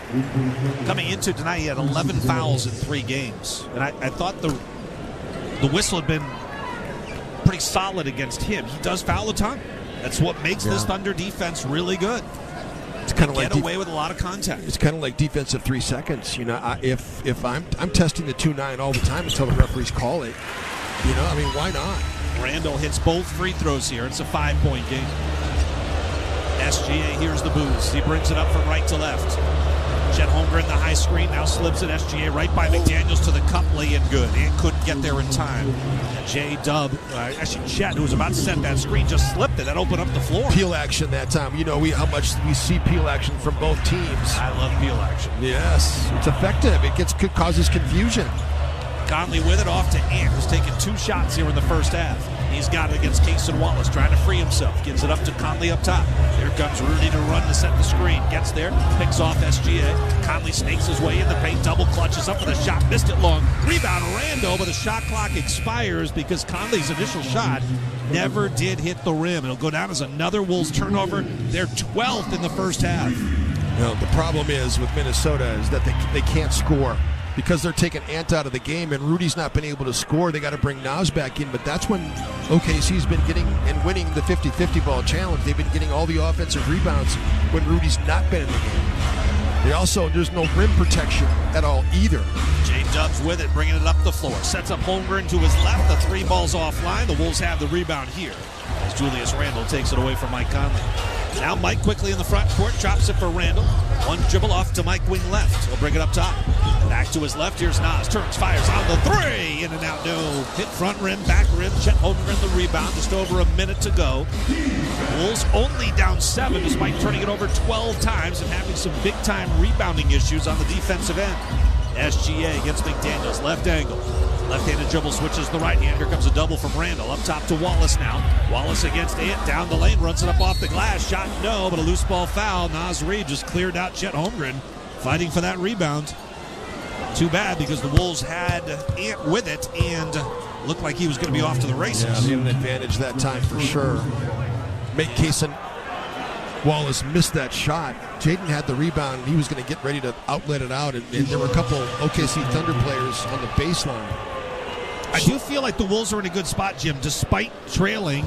So many things have worked against them. The duo of Randle and Edwards combined for just 9 points right now. The 12 turnovers and the discrepancy on the offensive glass for OKC. Yeah. And the Wolves, I think, have to feel fortunate they're not down by double figures. Well, they're down 8, and now, nope. Free throw is missed by Chet Holmgren. Wolves have the rebound. Put a couple of scores and a stop in between. Yeah, that'd be great. Mike will initiate up top, looking left. Here's Nas curling off a screen. Makes the catch 18 feet out. His pass to the corner. Nearly picked off, but Alex Caruso got his hands to it again. Dude has 45 deflections in the postseason, the 6th most. He's got a couple of teammates ahead of him, SGA and J-Dub, who have more. Wolves have missed 9 straight shots. Oh. Inbound, Mike Conley. He's got a hash mark, left wing side. Here's Ant on the move, steps through on Caruso, and boy, got bumped to the floor, able to feed it to McDaniels. They're going to wave off the bucket, and a jump ball is called. Julius went up, came back down with it. It either had to be a travel or a jump ball. It's a good call. But boy, on that pass, Ant got bumped there. Look at Holmgren. He's not even turned on Ant, knocked him down. That has to be a foul. It's got to be a foul. That is a foul. Anthony Edwards certainly got fouled by Chet Holmgren. Chet's going to jump ball here with Julius Randle. 29.9 here to go. So, I mean, we'll see who wins this possession here. Minnesota's got to fight for the gap here. Chet's going to tip this one back to SGA. Mike's going to try to fight this and try to steal this one. Zach Zarba will toss it up, and Julius got his hand to it. The Wolves win the tip, and then Julius goes up for the shot. It's knocked away. The Thunder come away with the ball. Shot clock was winding down, too. There's only a second on the clock. He had to shoot it right away. Julius thought he got fouled. No call. 2-second differential.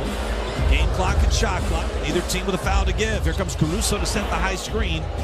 Gets off of McDaniels. Now the drive, a kick to the corner. Wallace, 3-ball on the way. Off the back iron, no. Right to SGA. The free throw line, a little up and under. Floater off the window. That's no good. Rebound, Randall's got it. Horton sounds, and that'll do it for the first half of play. OKC puts up 65 points. They lead by 8.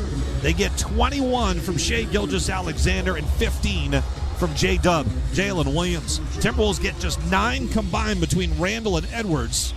They turned it over 13 times. They got out-rebounded in that half. I guess it was only 20-17, but at last check, 10 offensive rebounds for the Thunder in that first half. Again, I think the Wolves down by 8. It could be a lot worse. Could be a lot worse. And so Chris Finch is so great at going into the halftime situation and diagnosing the issues and trying to solve them. We'll talk to Pablo, though, once we come back. Timberwolves missed their final 10 shots of the first half. They trail 65-57. Stay tuned. Cal Soderquist has your halftime coverage next all across the Minnesota Timberwolves radio network. Yeah. Hey, look, a W is a W. And thanks to our FVP batteries in the lineup, we're playing up to our potential. I mean, you saw it out there today. What I'm loving about this FVP battery right now is the consistency. Day in, day out. I mean, no drama. Great work ethic with tremendous upside. I said this before, you gotta be a self-starter in this league. That's why FVP is my MVP. Automotive batteries from FVPparts.com. You gotta reach for what works. Next question. Wolves fans, this team is only getting better, and next season starts now. Nas with it off to Ant. Drives in and hammers it through with the right hand. Brit miss moment from Anthony Edwards. It's Ant's time. He's taking over here in the fourth. Don't wait. Head to Timberwolves.com/memberships to claim your seats. Oh, the energy in the building right now is through the roof.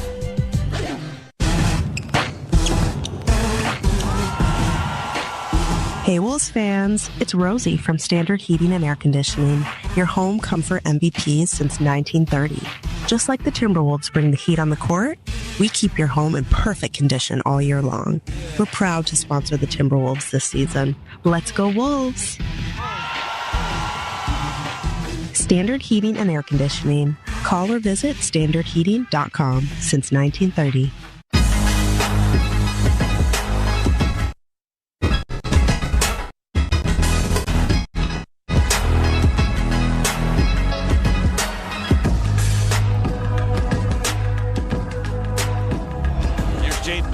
Off to Ant, up top off the Rudy screen.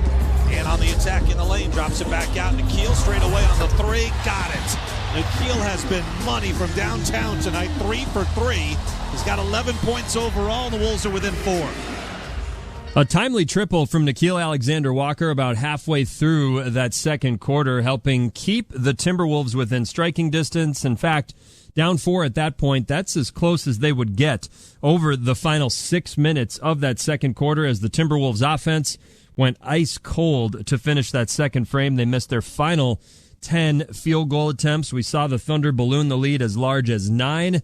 Late in that first half, it is currently a 65-57 advantage. The Timberwolves, in many ways, living dangerously, but still hanging around in this Game 4. Welcome inside the halftime show. Cal Soderquist from inside our NBA Tonight studios. We'll get into a few more of those first half highlights in just a moment. We'll take a closer look at that first half box score as the Timberwolves 13 turnovers in the first half. Thunder did not capitalize on nearly as many as they could have, just 8 points off of those Timberwolves turnovers. Oklahoma City also dominates the offensive glass, 11 offensive rebounds to Minnesota's 6, and the 2 stars for the visiting Thunder outperforming Minnesota's top pairing of Anthony Edwards and Julius Randle.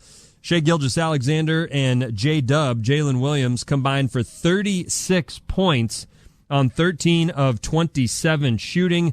Also totaled 8 assists and 6 boards.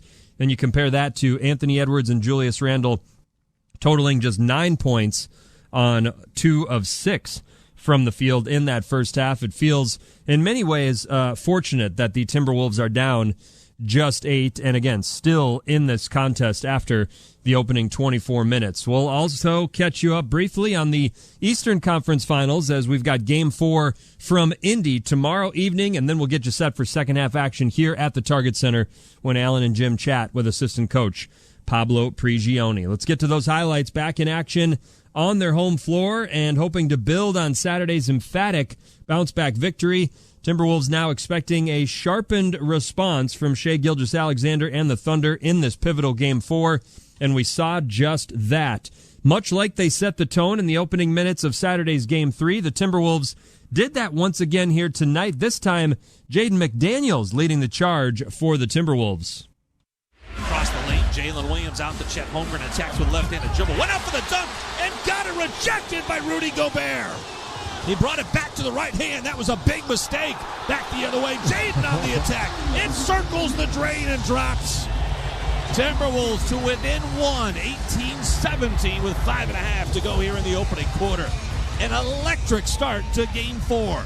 Yeah, some really high-level basketball from both teams really throughout that first half, but especially right out of the gates. We saw some great shot making, really great pace, and the crowd eating up all of it. The energy was electric, and both teams were up to the task. Both teams, you could sort of feel, knew the magnitude of this Game 4 and fighting for every inch they could get in this contest. So Jaden McDaniels, hot early. He had 10 points on 4 of 5 shooting, also 2 rebounds, 2 steals in that first quarter. But all of his great production essentially neutralized by J-Dub, Jalen Williams.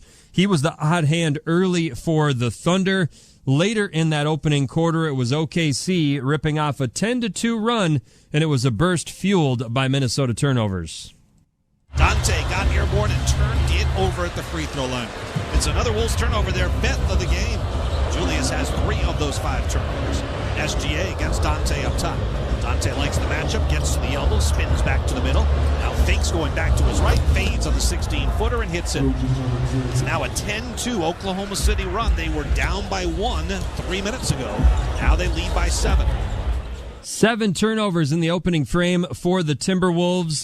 That was the mark that Minnesota dealt with in Game 1. 7 turnovers in the opening 12 minutes to begin this series. But in that Game 1, the Thunder turned those 7 turnovers into 13 points. Tonight, just 6 points for OKC on those 7 Minnesota miscues. So that's a silver lining in a sense. But you heard the SGA jumper. He had 13 points, 4 assists in that opening frame. In total, he accounted for 24 of Oklahoma City's 37 first-quarter points, those 4 assists leading to 11 points for the Thunder. They led it by 7 after 1, 37-30. And like we saw in Saturday's Game 3, more great minutes from rookie Terrence Shannon Jr. early in the second, helping offset more Oklahoma City damage on the O boards.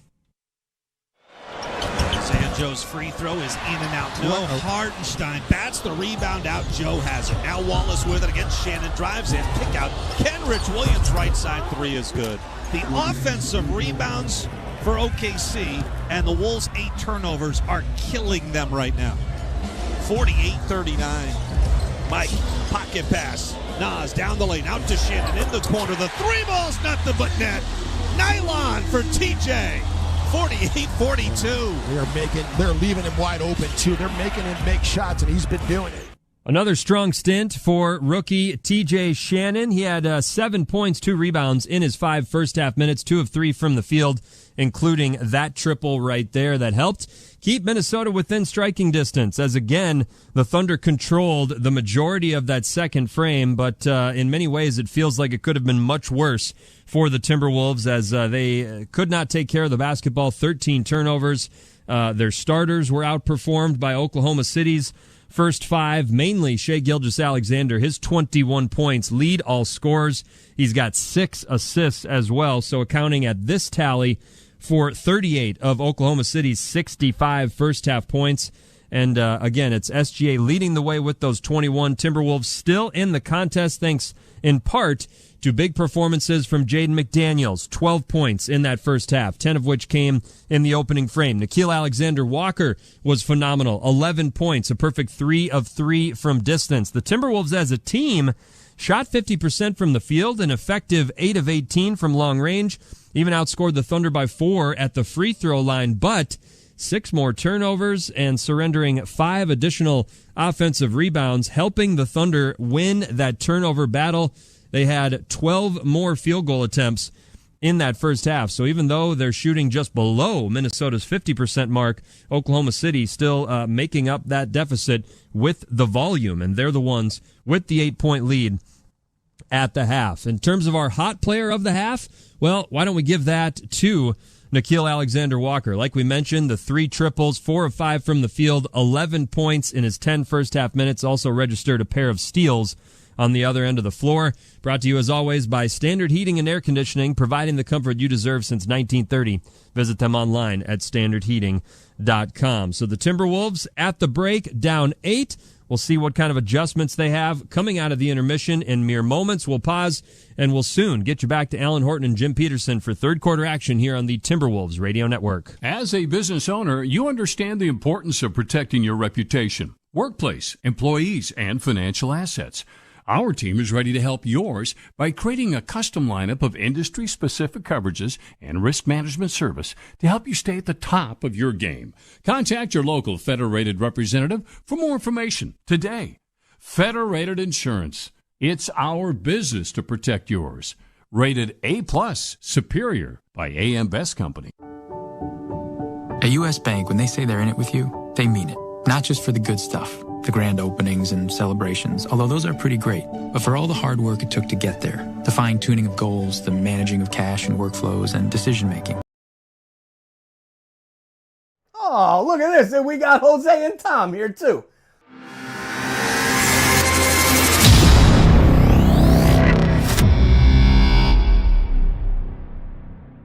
Thank you for hanging out with us this afternoon for our Playoff Pulse campaign. This evening, whatever time it is where you're watching from. We appreciate you being here. Now's the time of the show. Please check the link that's pinned in the chat, as well as in the description. That's going to take you to our homepage at SickKids Hospital in Toronto, where you can add your donation to our Playoff Pulse campaign or share that link out and politely ask people to help you raise money for SickKids Hospital with Toronto Sports Insider and TSI Tom. You got anything to say there before you go to school, Tom? Well, like and subscribe. Yeah. Thank you for being here. We'll see you back in the chat. Thank you for making a difference with SickKids Hospital in Toronto. Every single one of you. Much appreciated. Cheers, insiders and sports fans from around the world. The Playoff Pulse campaign on Toronto Sports Insider is uniting fans worldwide through the thrill of NHL and NBA playoffs. Every game, every fan, every moment counts.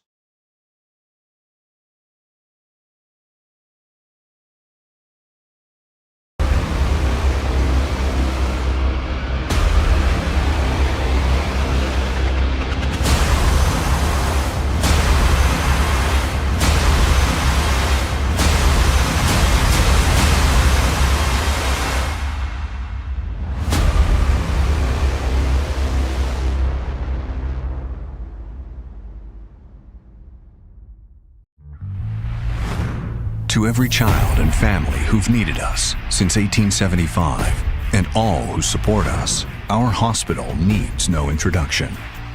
But just in case, it's SickKids. And it's our 150th birthday. Our mission has always been healthier children, a better world. The first children's hospital in Canada, SickKids. Pasteurizing milk to prevent disease 30 years before it was mandatory. The heart-lung machine that transformed open heart surgery. A pediatric kidney transplant in 1969. SickKids. SickKids. And SickKids. We discovered the gene for cystic fibrosis so patients live longer lives. And we just created the world's first Atlas of Cancer, using machine learning to analyze 13,000 variations. Today, the hospital sees over 130,000 patients a year. We're a research powerhouse, a training magnet, attracting nearly 600 clinical and research fellows from around the globe every year. And we're the #1 publicly funded children's hospital in the world. We're celebrating 150 years of excellence, driven by philanthropy. What's next? Thanks to donors like you, we're going to keep healing Canada and the world, and we're going to heal the future.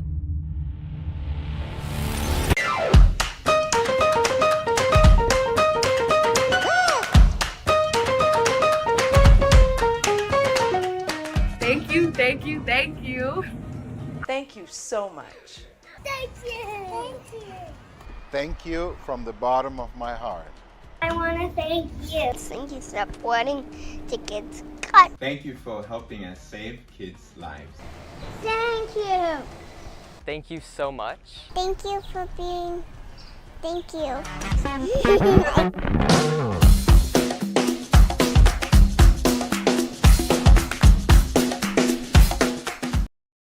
They got to run the floor better, because if you just slow down against that pressure, it's making it easier for the defense, right? So you got to play more off-ball action. Get to the corner. We're going to screen for you. Then take off. Play off the catch. More quick decisions. One of the things, though, too, Pablo, is that, with Rudy out there, he's such a great screener. You also throw it out to him and get great actions that way as well. But then you need to score with Nas. You're in kind of a quandary with the bigs. Yeah, I mean, we talk about also that pass and chase, Get it off, give it to Rudy, and then go get it back. And then he can set a good screen, and you can get downhill. So good offense. It's good offense. Exactly. Pablo, appreciate it. Good luck second half. Guys, see you. 65-57. We're getting set for the third quarter here with the Wolves trailing by 8. Thunder have possession left to right. They'll bring it up in their association whites. The Wolves in their icon midnight navies. Here we go, third quarter. Thunder have it. Caruso will initiate off the J-Dub up top. Big first half for Jalen Williams. He'll pull Randall out to the perimeter. Jukes on him, 8 to shoot. Down the lane out to Caruso. Catch and shoot 3. That's good. Alex Caruso starts the second half. It's his first 3 of the night. And OKC leads by 11. Randall front court wing left. Try to get it to Ant. Now to Conley in the corner. Right back to Randall. Julius goes to work on Jalen Williams. Now back to Conley. 5 to shoot. He's got to put it on the deck against SGA. Runs it up in the lane. Shot short. Rudy with a tip. No. Rudy with an offensive rebound. Put back. Yes. 68-59, but the Wolves need stops. 15 for J-Dub. 21 for Shai Gilgeous-Alexander. SGA sets up Chet Holmgren one-on-one against Rudy. Takes a run with the right-handed dribble. Spin move inside, up with the left hand. Missed everything. Offensive rebound. The 12th of the game. Luke Dort's got it. Out to SGA, isolated against Jaden McDaniels. Takes a run with the right hand to the baseline. Cut off, steps back on the 3. Missed it long. Rebound tapped out. The Thunder have it again. The Wolves can't get a defensive rebound. 13 offensive boards for the Thunder. J-Dub with it. Guarded by Randall. He pushed back toward the center court stripe. Now gets a run in the lane. Right by Rudy. Up with the layup. He missed it, and Rudy secures the board. 68-59. 10:25 left to go in the third. Ant with it. Takes a run right by Holmgren to the cup. The layup is good. It bounced around. It hit every part of the rim and dropped. Ant with his second field goal of the game. SGA drifts right side. Is picked up by Conley. Inside the arc. 15 feet out. Jaden comes on the double. Forcing a pass off to Holmgren. They go weak side. Caruso's open. He turns, fires on the 3. Missed it. And Rudy collects his second straight defensive rebound. 7-point game. Ant up the center of the floor. Trying to run away from Dort. Down the lane. Runs it up and kicks out the last second. Mike open corner 3. Bingo! Big time 3 from Mike Conley. He connects from the corner opposite the Wolves bench. 7-0 Minnesota run, and this is a 4-point game. 9:47 left to go in the third. Timeout OKC on the Minnesota Timberwolves Radio Network. Chanhassen Dinner Theaters brings you its most popular show of all time, Grease. You'll hear all your favorite hits from the Broadway musical and the movie. Join the whole gang at Rydell High. We'll sing, we'll dance, we'll bring you back to high school life in the 50s. Poodle skirts, bobby socks, the soda shop, and drive-in movies. Grease. It'll rock your socks off. Order your tickets today. Visit chanhassendt.com. Hey Timberwolves fans, ready to score big with Wolves gear without breaking the bank? Let me introduce you to Sezzle and the Pay in 4 program. With Sezzle, you can split your payments into 4 easy, interest-free installments on all your Wolves purchases. From jerseys and hoodies to courtside seats, Sezzle has got you covered. Wherever you shop, however you rep the Wolves. Download the Sezzle app and get started today. Sezzle, the official jersey patch sponsor of the Timberwolves. Subject to approval, see terms and conditions at Sezzle.com. Rosie here, plugging you into safety, service, and innovation. Edison Electric has been serving the Minneapolis and St. Paul area since 2007 and specializes in residential service, meaning they help you with all your home's electrical needs. From troubleshooting to panel replacements, they leave your home safer than when they arrived and provide 5-star service every time. Go to calledison.com for upfront pricing on all the residential electrical services in Minneapolis. That's calledison.com. When it comes to watching the game, it's always nice to sit and savor a delicious snack. And Jack Link's Protein Snacks always hits the shot. Jack Link's beef jerky is made with 100% beef that's simply seasoned and hardwood smoked to deliver a mouth-watering, flavorful, good source of protein, convenient snack. Jack Link's, the official protein snack of the Minnesota Timberwolves.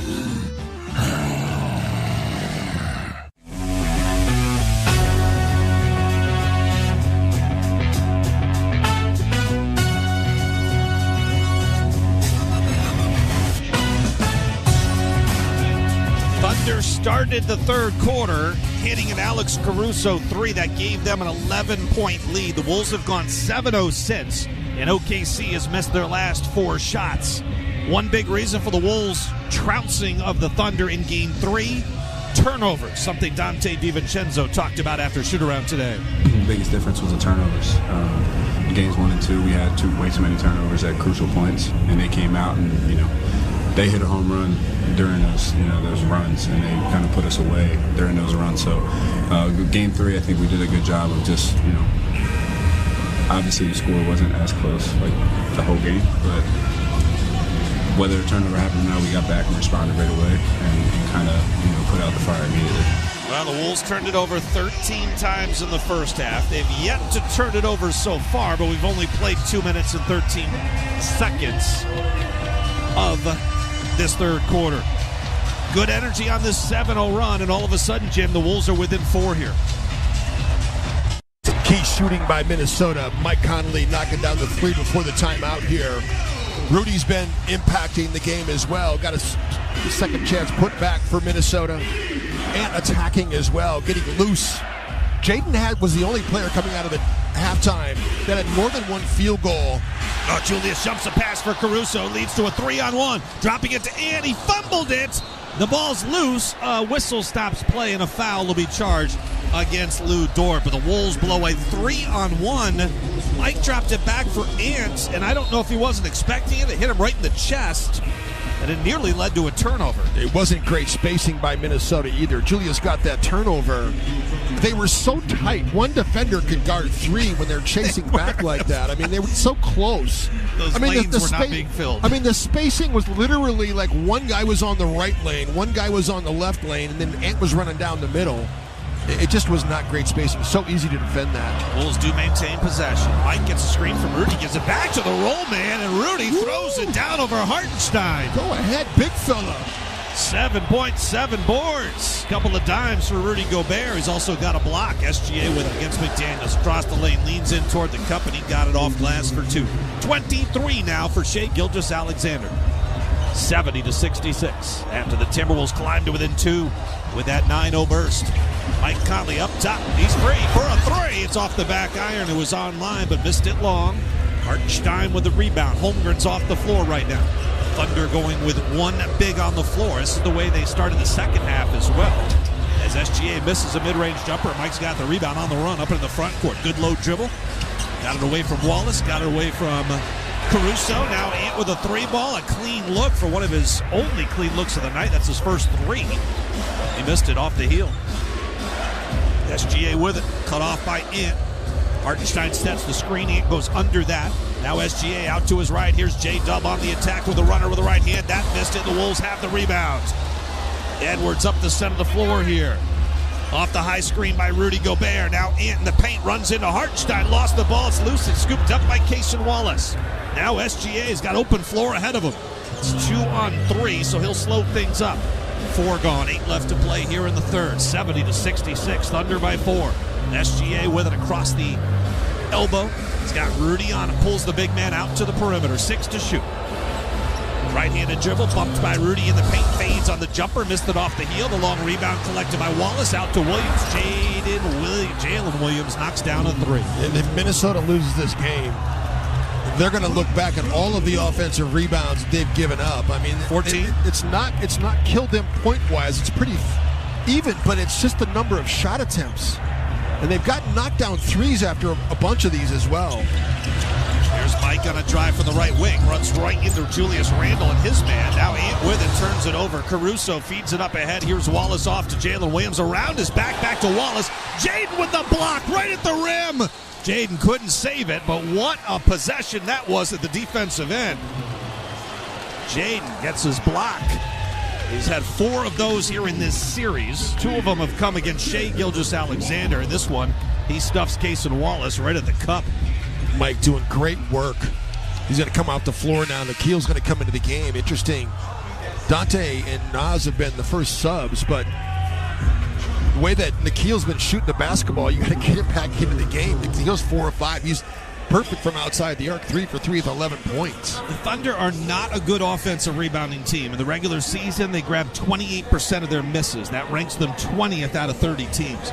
In the postseason coming into tonight, they were averaging 28% offensive rebound percentage, just what they averaged in the regular season. Tonight, they're grabbing 44% of their misses. Three ball right side off the front rim, no. And a loose ball foul will be called against Minnesota. So they've been forcing all these switches, getting Rudy away from the basket. So he's no longer protecting the rim. So when shots go up, I mean, Hartenstein is just able to dominate. He's been so physical. So Julius trying to keep him off the glass. Jaden, they've got him sandwiched, but who they call the foul on? They call the foul on Jaden because he was on the backside that time fouling him. SGA up top to Cason Wallace. Here comes the Thunder against Randall in the lane. Wallace a pull-up jumper, and he hits. Cason Wallace now with 5 points. He's just 2 of 7 shooting. That lead, which was down to 2, is now pushed back up to 9 with 6:45 to go in the third. And still on the hunt, just seeing white jerseys all over the place. He frees himself, fires on the 3. It circles out. Nikhil got a hand of the rebound. He kept it alive for Rudy. He drives, and he gets fouled. J-Dub is saying challenge that to his head coach Mark Dagnall, but Rudy will go to the free throw line for now. He's 1 of 4 at the strike.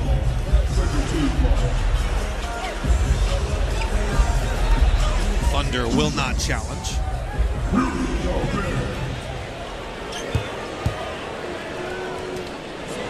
Naz Reid set to check in, although he's probably coming in for... Julius already came out, so he's coming in for Julius. I was checking out a soundbite by Nick Wright, who's on Fox Sports, and he was talking about the concept of the twirl. Everybody understands the timeout situation because the timeout call is kind of binding. You know, when you call timeout, they're going to call the timeout, right? Yes. This should be binding. Twirling your finger. Oh, so as soon as somebody does it. As soon as that's how you get the players to stop doing it. And what if you do it when you don't have any left? That's a technical? Yeah, technical foul. There you go. Oh, my goodness. You can't call a timeout when you don't have any. That'd be chaos. 2 free throws good for Rudy Gobert. Rudy has found his rhythm. 9 points, 8 rebounds. 1 block shot. Jalen Williams, right side. Gets to the mid-post against Nikhil. Spins to the baseline. Get away with a travel. He floats it up and banks it in for 2. Boy, has he been good in this game. J-Dub's got 20. Here's Nikhil with it.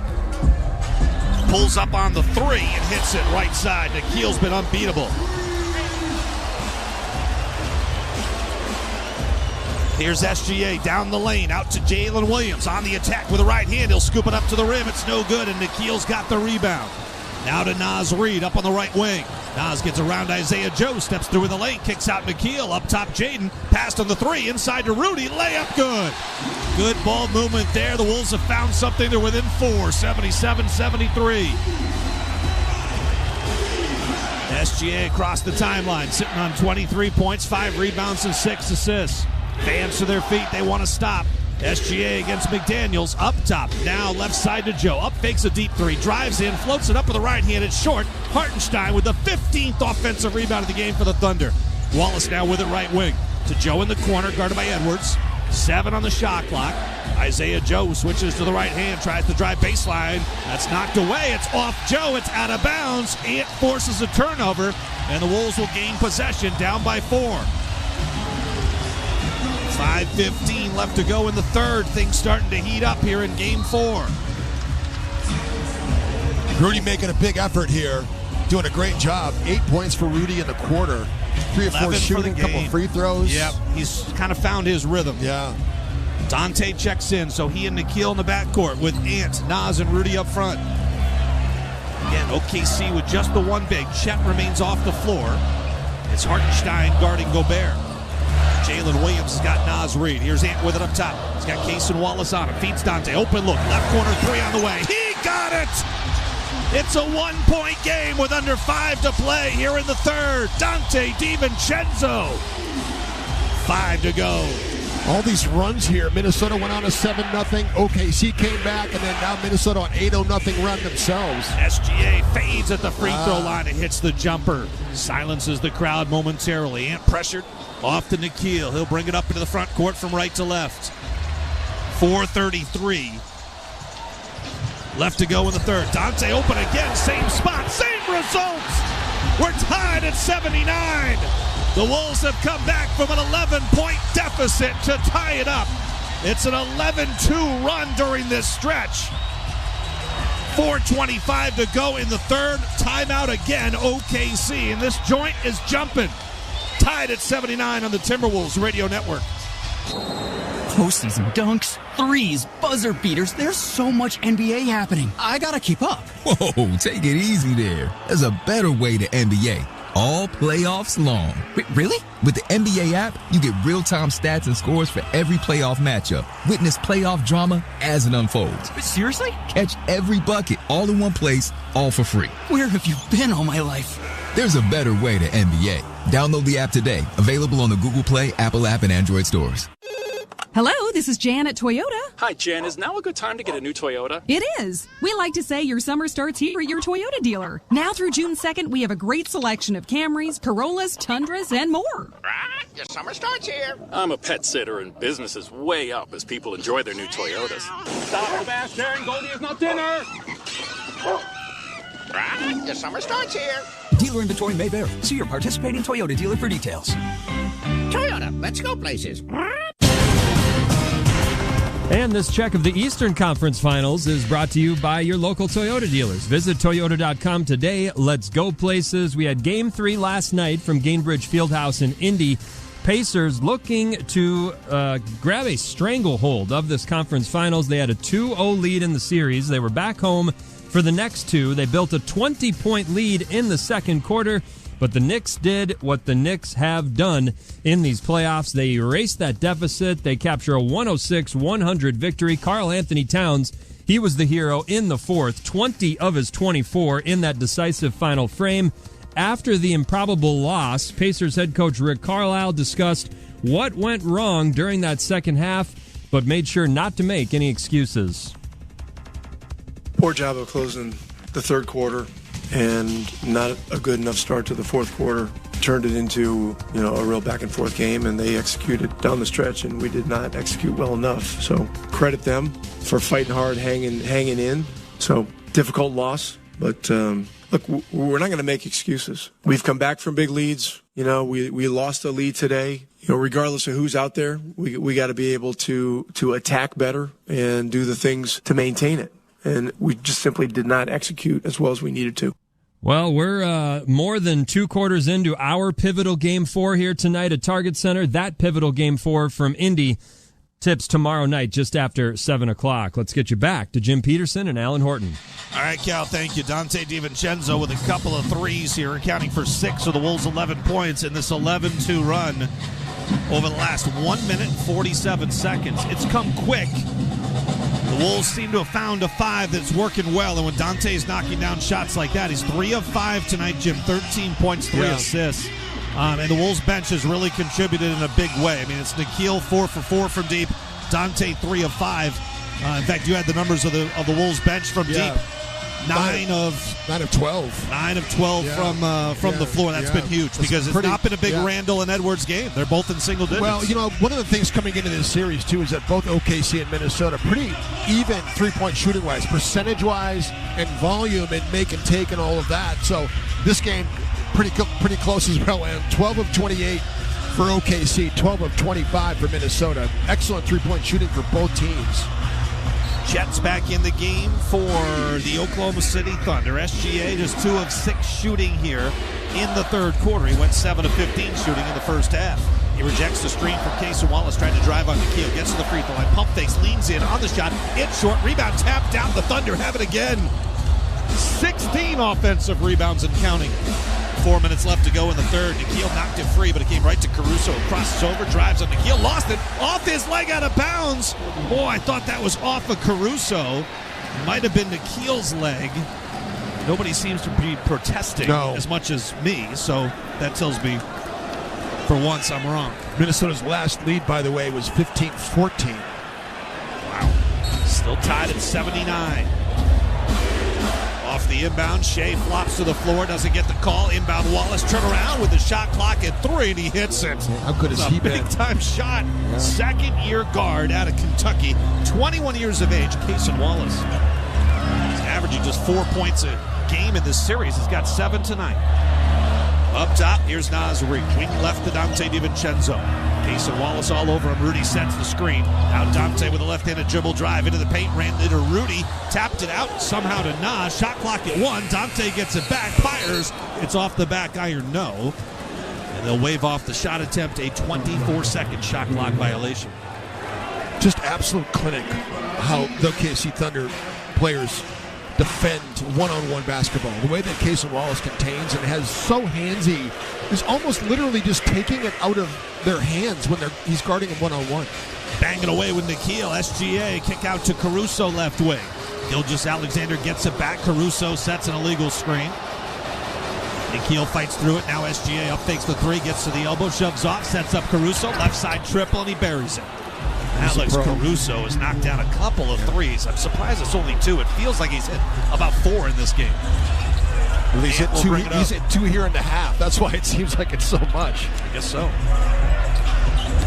Here's Nikhil off the Ant screen. Up top, bounce pass to Ant on the run. Down the lane, a hang and a kick out. Dante to the angle. Nas up top, Nikhil straight away on the 3. Offline, first miss of the night. Rebound, pinballed around. Wolves have it. Fresh 14 to shoot. Inside Rudy, he's open. And he got stripped by Cason Wallace. Snuck around from the weak side, his blind side, and stole it from Rudy. Another turnover on the Wolves. They're 18th in the game. Lou Dort with it, with the Thunder up by 5. They're on a 5-0 run. The Wolves had hit 5 or gotten points on 5 straight possessions into that last timeout. SGA one-on-one against Nikhil. A pull-up 3. It's off rim. No, and Nas has the rebound. It wasn't a step back, so therefore SGA doesn't hit it. And now a whistle and a timeout for the Timberwolves with 2:12 left to go here in the third. 84-79. Wolves fans, this squad is built different, and you don't want to miss what's next.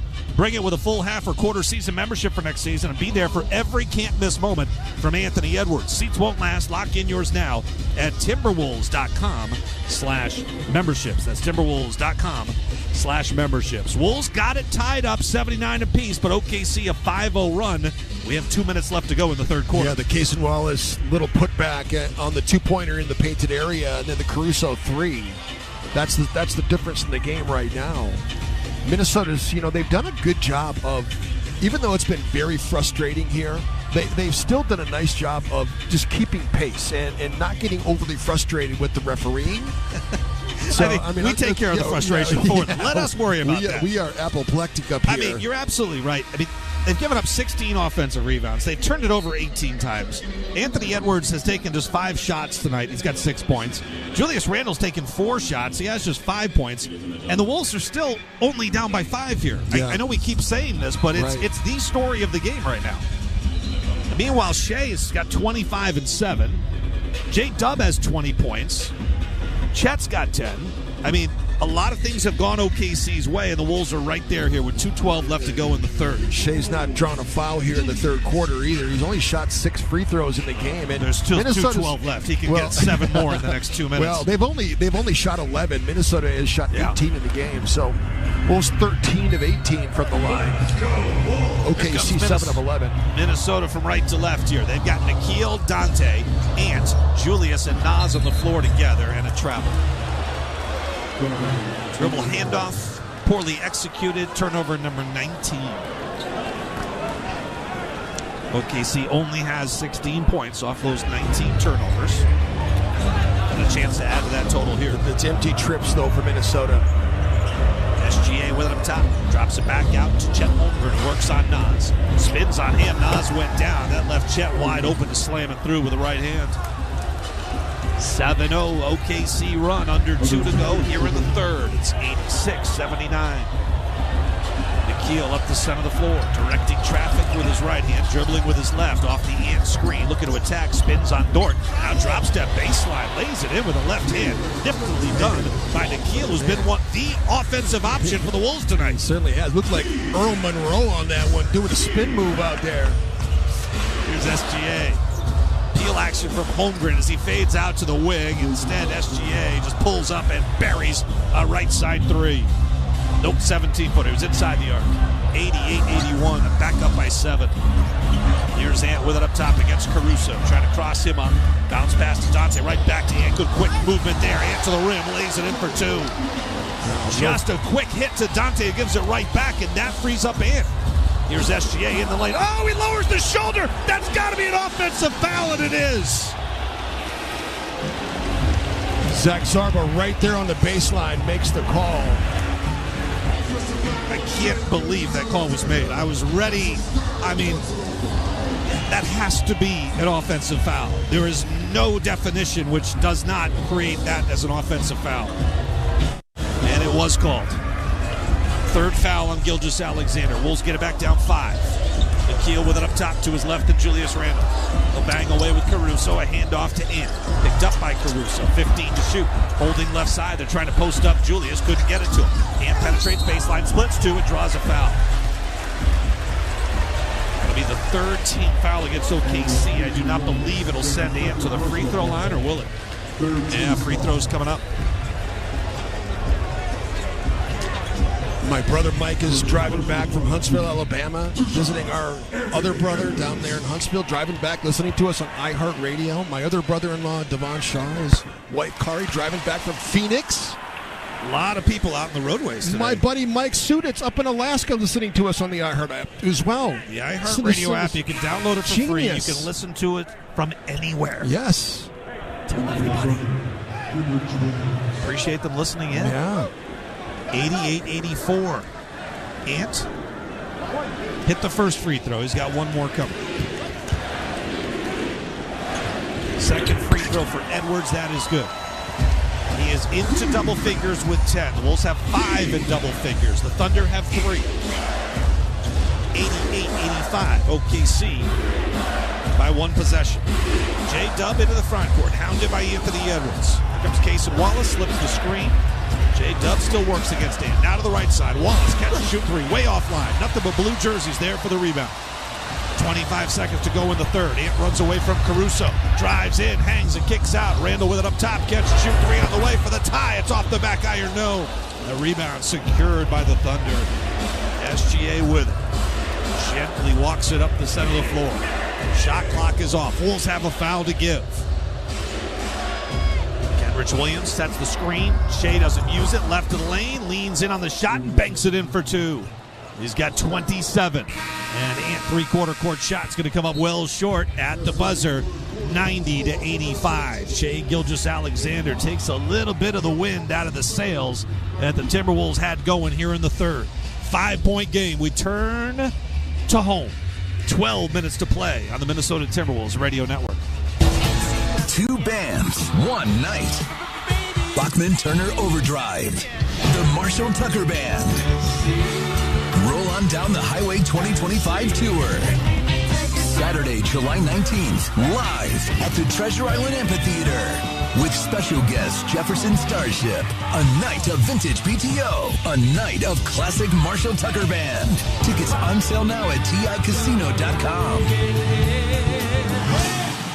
As a business owner, do you have a game plan in place to stay focused on safety and preventing claims? Let our team help support your business. Federated Insurance offers a customizable lineup of industry-specific coverages and risk management services to help you continue your winning streak. At Federated Mutual Insurance Company, it's our business to protect yours. Rated A+ Superior by AM Best Company. Looking for a next level way to bring your crew together? A Minnesota Lynx game is the perfect spot for your group. Whether it's a work outing, youth team night, birthday bash, or celebration, groups get discounted tickets, block seating, and a shout out on the big screen, plus access to exclusive fan experiences like high-fiving the team, watching warm-ups, or even playing on the Lynx court. Don't just watch the action, be part of it. Lock in your group now at lynxbasketball.com/groups and make memories that last way past the final buzzer.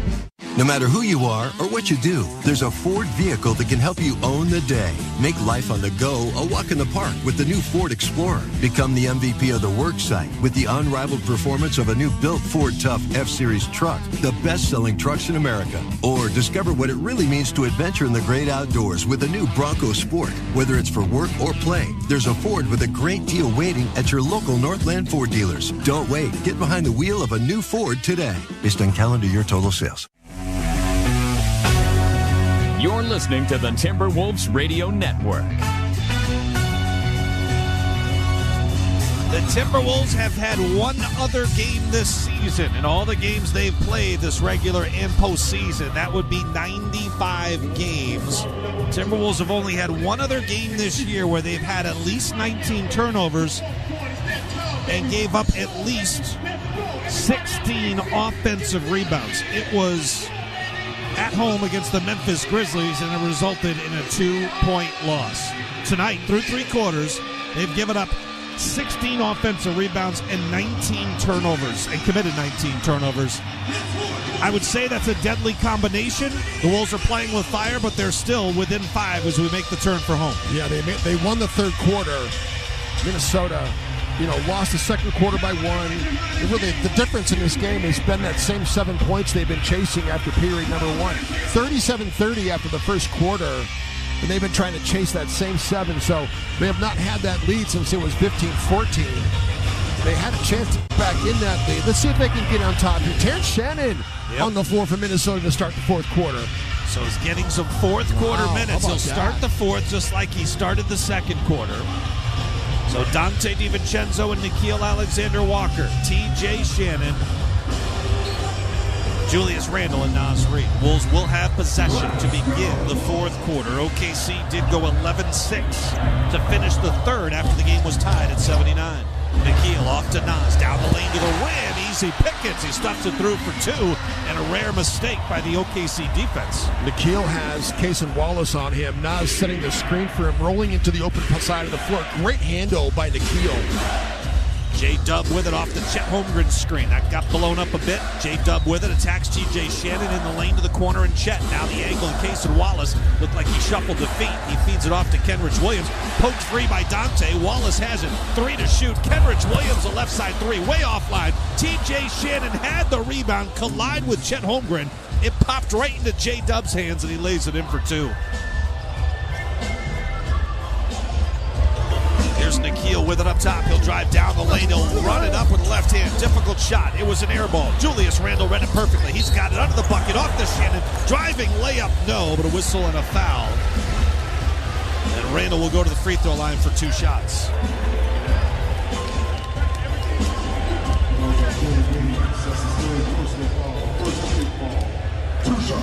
So 2 shots coming up. I should say T.J. Shannon at the line for 2. Randle's the one who fed it.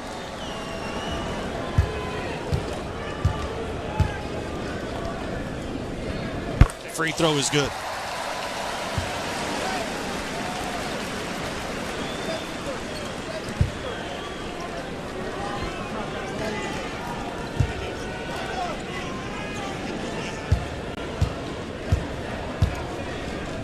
Second free throw for TJ. That's good. 92-89. The Wolves are within 3. Here's J-Dub with it on the right side off a Cason Wallace screen. Wallace sets up Holmgren, catch and shoot, right side triple is good. Chet Holmgren has knocked down a couple of threes here tonight. He's got 15 points in the game. 95-89, 10:38 left to play. Screen by Randle, drive by Nickeil. Got it caught on his hip, got it back. Still able to lay it up and in. Terrific finish by Nickeil. He's up to 18 points. He's hit 7 of 10 from the field.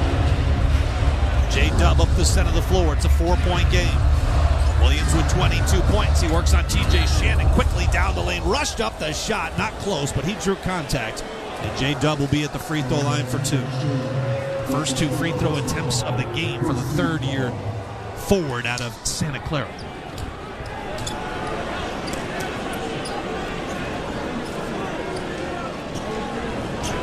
.18 to go. OKC 95, Minnesota 91.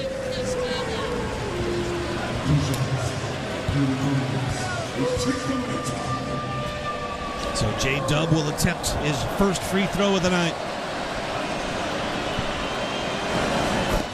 First one is up and in.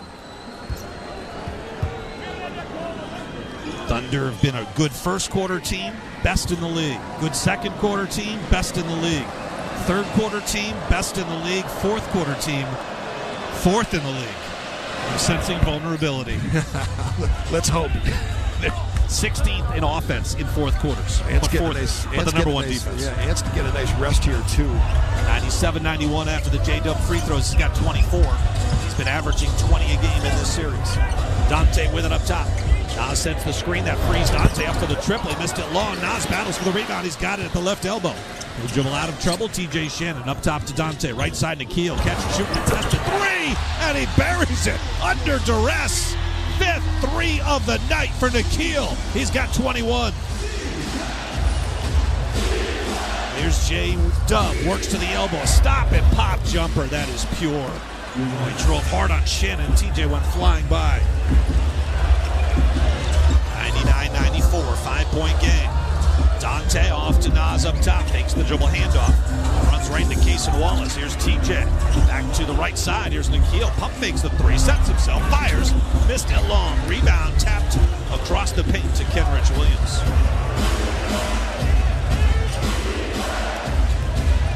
J-Dub with it left side. He's got Nas Reed isolated. 12 on the shot clock. They'll settle for the left side, pull up three. It's off the front rim. No. Chet bats the rebound out.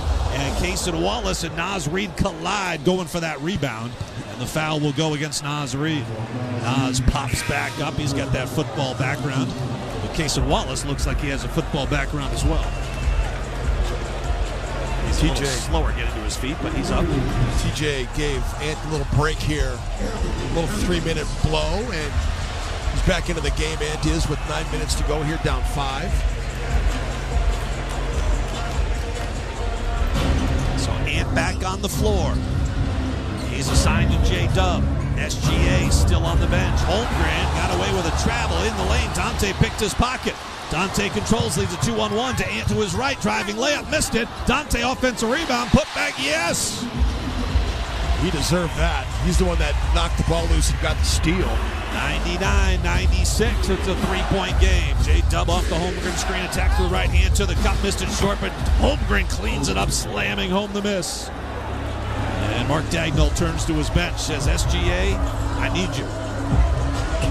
Nikhil to the right side, here's Dante against Chet Holmgren. Nas on the move, clears out. Now Dante attacks Holmgren into the paint, stops, kicks out Randall in the corner, catch and shoot three on the way, missed it long.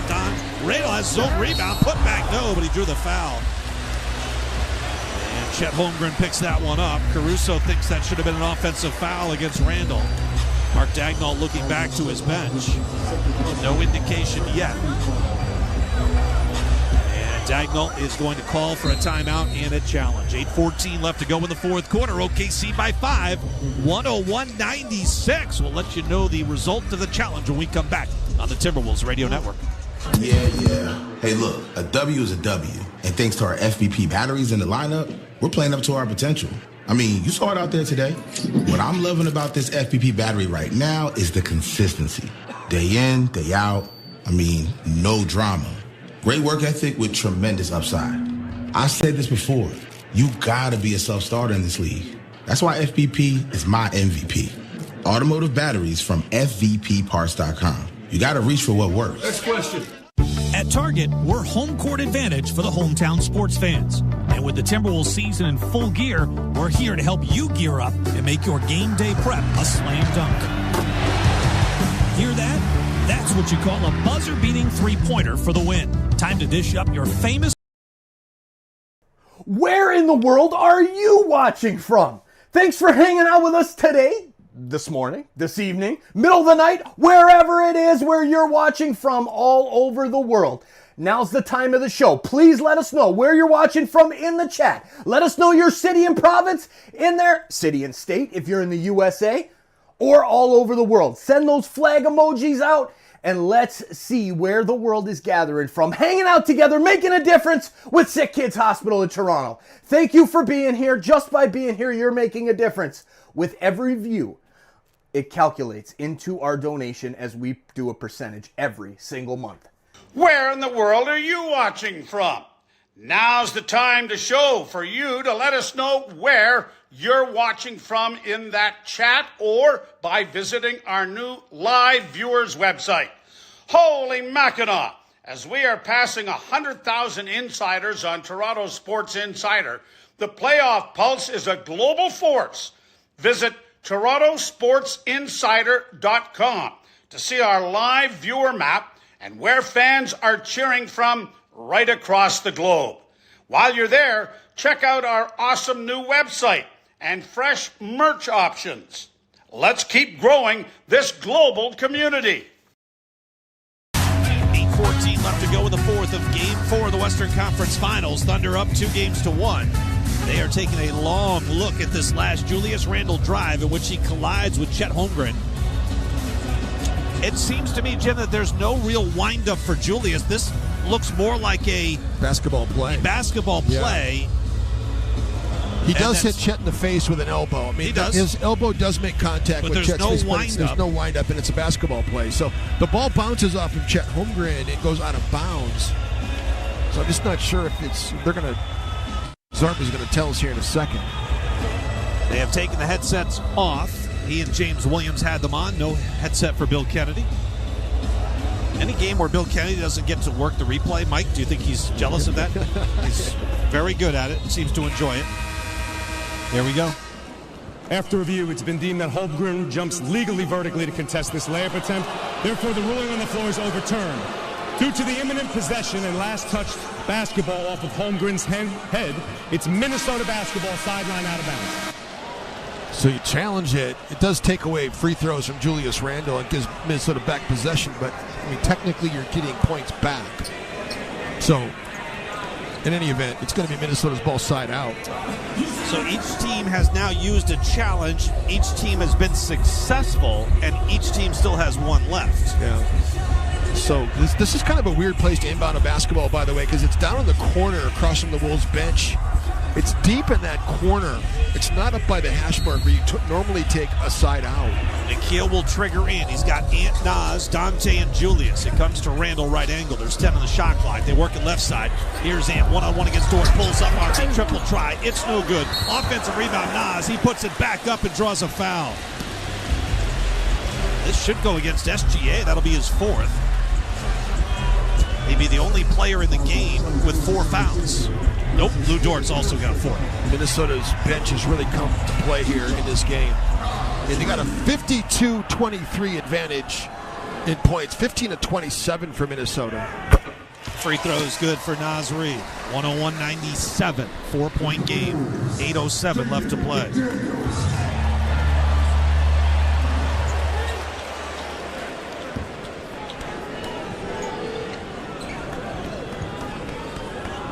First trip to the free throw line tonight for Nas, and he calmly strokes a pair. It's back to a one-possession game with 8:07 left to go. 101-98. Cason Wallace brings it up. He's got Caruso, Gilgeous-Alexander, Dort, and Jalen Williams on the floor, so no big right now. No Hartenstein, no Holmgren, although Chet is going to the scorer's table. Here's J-Dub on a drive against Dante. Runs into 2 defenders, puts it underneath the Caruso. His reverse layup is blocked by Nas, but an obvious goaltend. It'll be a 5-point game with 7:51 left to play. This is very much still a game, but this crowd is just kind of waiting for something to happen. It's eerily quiet right now. Right to left across your radio. Nikhil feeds Ant on the run, splitting 2 defenders to the rim, and he lays it in for 2. A dozen points now for Edwards. It's 103-100. Now the crowd comes to their feet. SGA, here's the booze. He's guarded by McDaniels up top. Dort the screen. Now SGA against Nas. Jaden is helping out. SGA still with it. Gets to the free throw line. Shoves off. Creates space and hits the jumper. Not enough creation of space to warrant a whistle, but just enough for him to squeeze off the shot. He's got 31. And an illegal screen up top. Jaden set it. Dort went down. It'll be another Wolves turnover. Their 19th of the game. Make it their 20. 20 turnovers. Timing was just off there. Ant went too soon. Jaden couldn't get there in time. Jaden wasn't set yet, and you're right. Ant went too soon. He's got to wait for the screen to be set. Or Jaden needs to stop a little bit quicker and get his body set. It always goes against the guy who sets it, but it's a 2-man play. There's Chet up top, straightaway 3 is good. Thunder have a little bit of separation here. 107-105. Well, the scoreboard put it up as a 2. I thought that was a 3. I thought it was a 3 as well. They've got 108 on the stat monitor. They have 107 on the scoreboard. Chet Holmgren. Yeah, it looked like his right foot was on the line, so it's going to be a 107-100 Thunder lead. Timeout, Minnesota. We step aside from Target Center. A crucial 7 minutes left to play on the Timberwolves radio network. Your Minnesota Lynx just fought their way to the finals. Now they're back, stronger and hungrier, and chasing ring number 5. Don't just watch it happen, be there for it. A flex plan lets you pick any 5 games and unlocks access to Minnesota's only home game against the Fever. Plus, you'll get awesome seats for each game in your plan and pre-sale access to playoff tickets. And with MVP Nafisa Collier leading the way, every game is a can't miss. Get your flex plan now at lynxbasketball.com/flex. Hey, Timberwolves fans, ready to score big with Wolves gear without breaking the bank? Let me introduce you to Sezzle and the Pay in 4 program. With Sezzle, you can split your payments into 4 easy, interest-free installments on all your Wolves purchases. From jerseys and hoodies to courtside seats, Sezzle has got you covered. Wherever you shop, however you rep the Wolves. Download the Sezzle app and get started today. Sezzle, the official jersey patch sponsor of the Timberwolves. Subject to approval, see terms and conditions at Sezzle.com. All right, time for another duck-in of the Eastern Conference Finals, brought to you by your local Toyota dealers. Visit Toyota.com today. Let's go places. The New York Knicks on the board after last night's 106-100 victory at Gainbridge Fieldhouse. They erased another 20-point first-half deficit, rallying back in the fourth to make it a 2-1 best-of-7 series. Karl Anthony Towns led the surge in that final frame. 20 of his 24 points came in that fourth quarter. He was unconscious and spoke about being happy they got the victory and now have made this a series.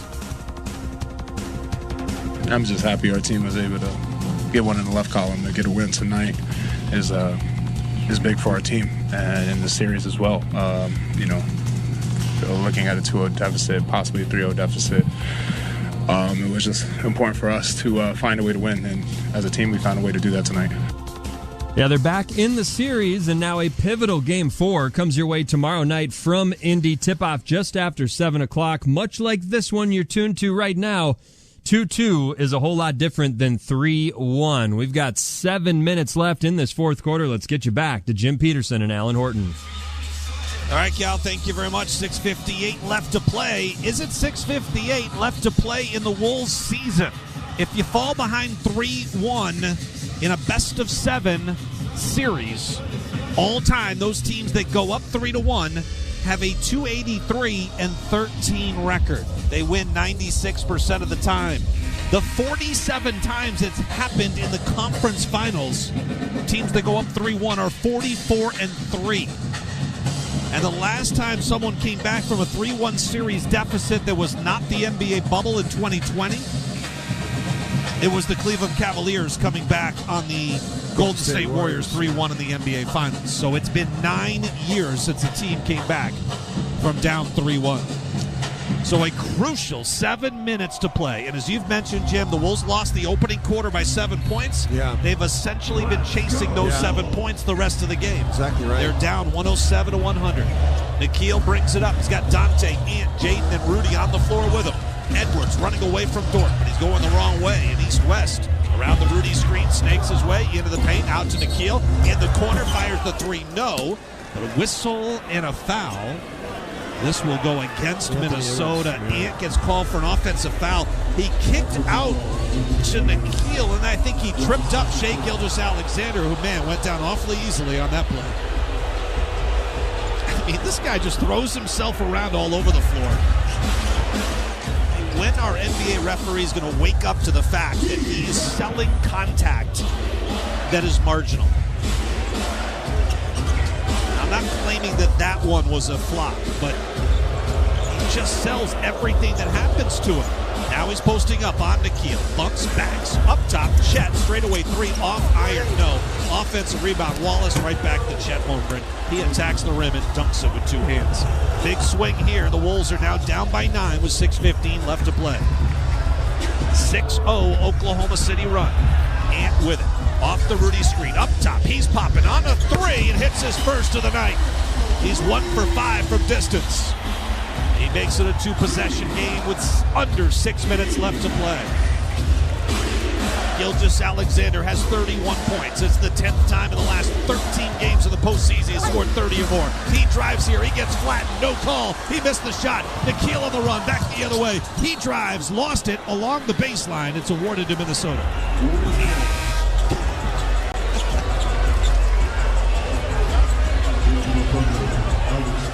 Some fans a little bit frustrated with the officiating.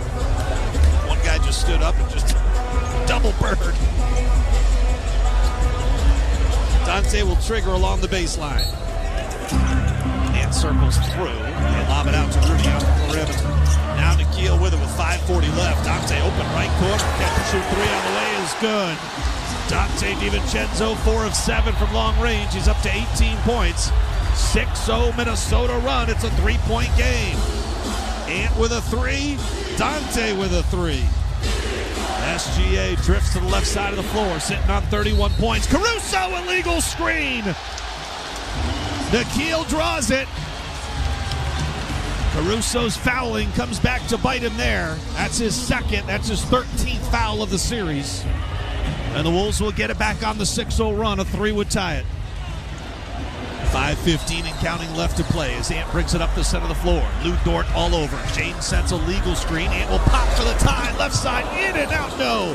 Rebound tapped around. Shai Gilgeous-Alexander's got it for OKC. He jogs up the left wing, picked up by Nikhil. Starts to back him down for 15 feet out. Jaden's there for the help.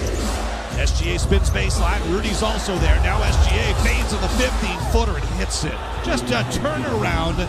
Fall away, 33 for the MVP. Snaps the Wolves 6-0 run, puts OKC up 111-106. The crowd is reacting to the replay of SGA freeing himself from Nikhil with an elbow that caught Nikhil in the face. Rudy the roll down the lane out to McDaniels in the corner. The 3-ball splashes home. 111-109, it's a 2-point game. The Wolves 3-point shooting, keeping them in this thing. They've got 16 triples now. SGA with it up top off the Holmgren screen. Back to Chet, left side. He puts on the deck, runs into Jaden, lost the ball, got it back underneath Caruso. Reverse layup, good. A back-breaking layup for Alex Caruso, who's into double figures with 10 points. 113-109 with just over 4 minutes left to play. Ant drifts left, runs away from Caruso. Now to the corner, Nikhil. Up fakes the triple. He'll drive baseline, runs into Dort, gets his shot blocked. SGA comes away with a loose ball. Up into the front court, to the 3-point line. Running away from McDaniels. 3:45 left to play. OKC by 4. They give SGA some space, but now Rudy is on. As Shai Gilgeous-Alexander up top, right-handed dribble, stop at the free throw line. Now attacks again, does the splits, nearly traveled, still able to kick it out. J-Dub buries a left-angle 3. A back-breaking triple by Jalen Williams, who's now got 29. After SGA did the splits in the lane, was falling down, still somehow got that ball out to Jalen Williams. And Nikhil got fouled here on the offensive possession for Minnesota. I thought he got fouled as he tried to shoot the shot. But you're right. I mean, does Shai travel here? I mean, he's doing the splits like you're talking about. He kind of kept that left. He did a pretty good job. Planted. I mean, it moves a little bit, but it's pretty good. I think it's a good non-call right there. You got to give OKC a lot of credit. They've been making a lot of shots here, as Minnesota too. It's been an incredible flurry here towards the end. 3:32 left to play in the game. The Thunder now lead by 7. 116-109. The three-point shooting has been sublime here for both teams. I mean, Jalen Williams, 5 of 8 from beyond the arc. They have 15 made threes. The Wolves have 16 made threes.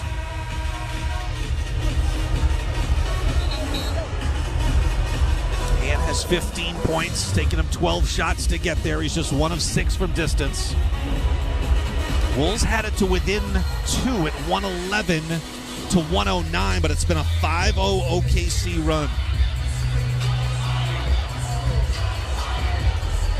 That 2-point lead for OKC was as close as the Wolves have gotten it since it was tied at 79 apiece with 4 minutes to go in the third. Boy, every time the Wolves get close, OKC comes up with a big-time bucket to push the lead back up. Out of the timeout, here's Ant with it up top. Drifts off the Rudy screen to his left, works against Dort, left-handed dribble, lost in the lane, right to Caruso. It's turnover number 22 on the Timberwolves tonight.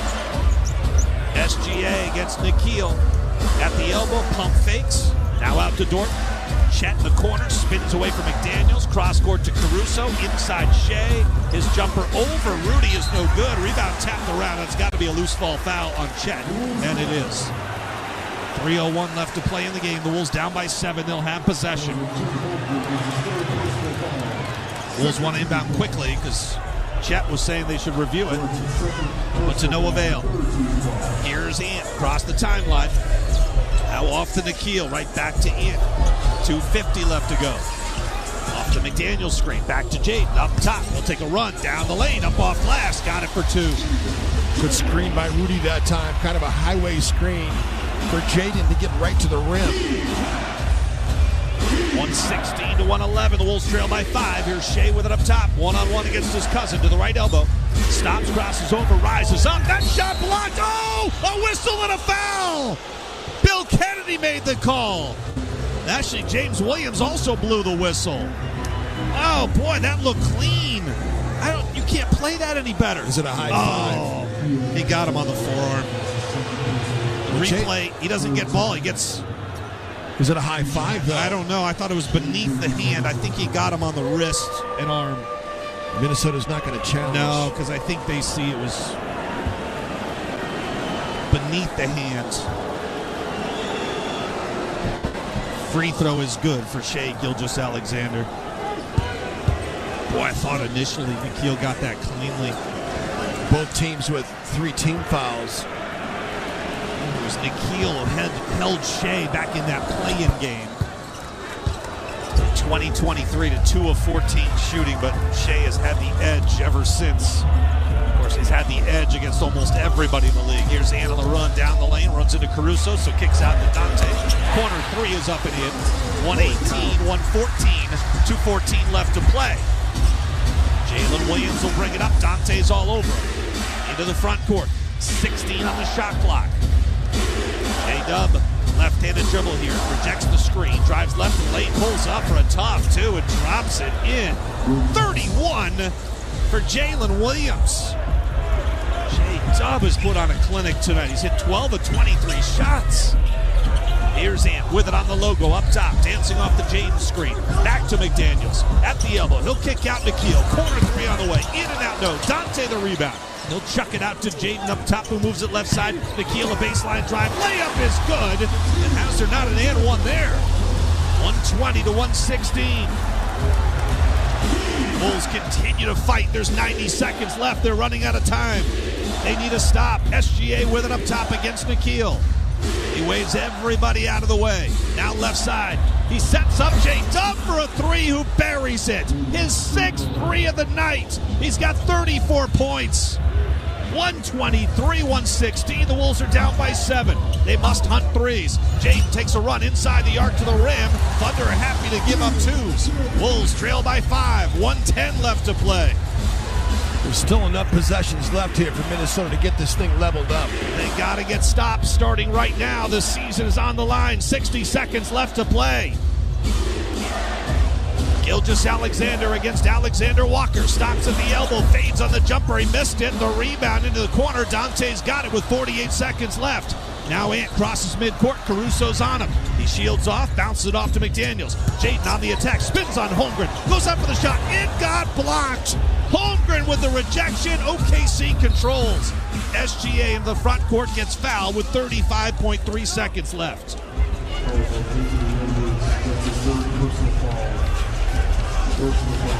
What a block by Holmgren at a key moment.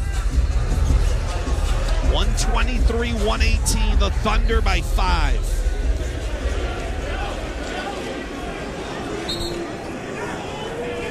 Timberwolves had a foul to give there, so it's sideline out of bounds. Bill Kennedy will separate some guys.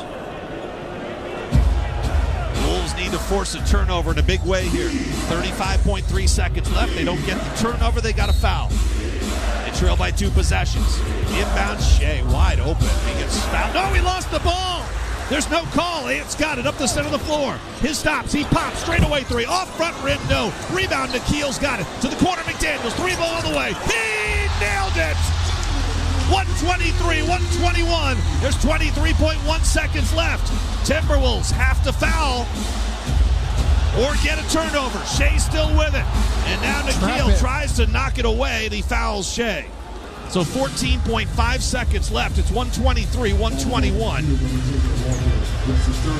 And Gilgeous-Alexander will go to the free throw line, where he's 7 of 8 tonight. He's 85% in the series. He's 85% in the postseason this year, and 84% in his career in the playoffs. 123, 121. OKC up by 2 with 14.5 seconds left. Free throw is good. Timberwolves still have 2 timeouts remaining. So do the Thunder. Thunder have a foul to give. Julius Randle in, Dante DiVincenzo out. So with 2 timeouts remaining, the Wolves will probably use one here. Second free throw is good. It's a 2-possession lead with 14.5 seconds left. Timeout, Chris Finch. You don't have to have a 3 here, Jim, but I hunt the 3. You got to hunt the 3 because if you got to get into the foul game, they're going to make 2 free throws. You got to at least give yourself a chance to make a 3 at the end. So the ball's going to be in Shea's hands. He's going to get fouled. He's automatic at the line. You've got to get a 3 here. You got to try to get a steal too. So to whatever degree, Dagnall, if Minnesota is able to score here, will probably call timeout 2. The last thing you want to do when you're in this situation is try to inbound the ball on the baseline, where a steal could happen and a quick score could happen as well. So if Minnesota is able to score, I'm sure they'll call timeout. If Minnesota will need to try to get a steal before they foul. In any event, Minnesota still has 1 timeout left. OKC has 2. So you can still play the foul game. This has to be a quick hitter, though. Yep. Wolves have put up 36 points here in the 4th quarter, but the Thunder have scored 35. And speaking of stops, which the Wolves just have not been able to get consistently, OKC has scored on 16 of their last 23 possessions. Yeah, the shot making has been just incredible for both teams. But SGA, J-Dub, and let's throw Chet in there too. 60, 80, 92 points combined between those 3 players. 37 for the MVP with 8 rebounds and 10 assists. 34 for J-Dub. 21 for Chet. They've had 14 more shot attempts than Minnesota as well. Minnesota shot more free throws. 19 offensive rebounds. The Wolves have 22 turnovers. Here we go. Nikhil will trigger in. Down by 4. They go to Dante in the corner. He'll take a run inside the arc right to the rim. Goes for the quick 2, didn't get it. Rudy with an offensive rebound. Putback is good. 9.9 seconds left. There's the timeout you called for. Mark Dagnall will use it and be able to inbound the ball in the front court. It's a 2-point game with 9.9 left.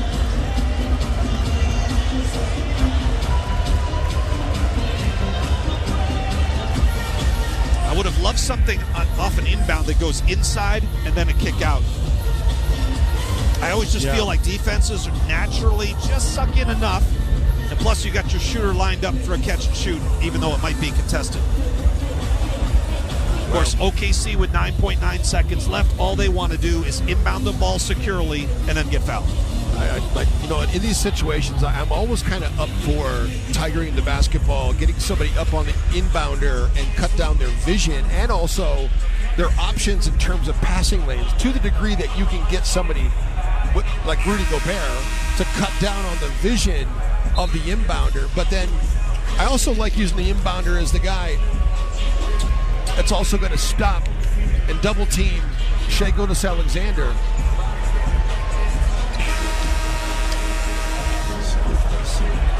.9 seconds left, 125, 123.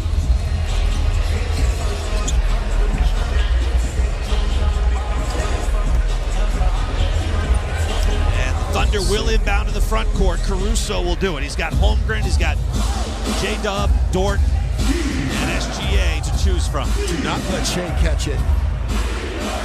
The Wolves will not put pressure on the inbounder.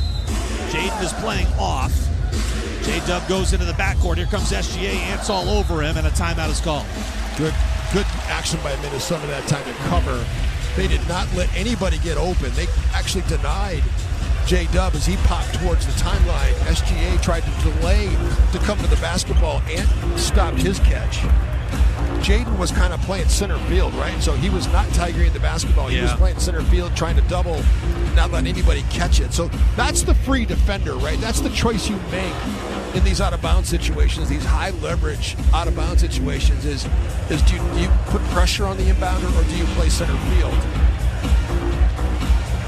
It worked pretty well there. Yeah, it did. I mean, the whole idea is to make somebody else other than Shai Gilgeous-Alexander make free throws here when you foul. It's 125-123, Thunder by 2. The Wolves are on a 7-2 run here after OKC had a 7-point lead with 1:11 left. The Wolves have never been able to get over the hump. They got it tied late in the third. They climbed to within 2.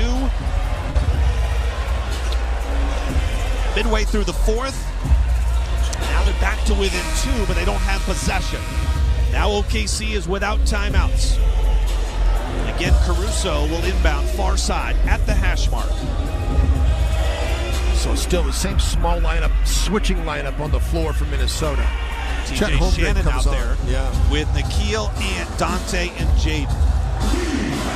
Zach Zarba will hand the ball to Alex Caruso, and here we go. Trying to get it to Shea. He does, and he's fouled by TJ Shannon. 8.8 seconds left. See, that's the real sign of a really savvy point guard.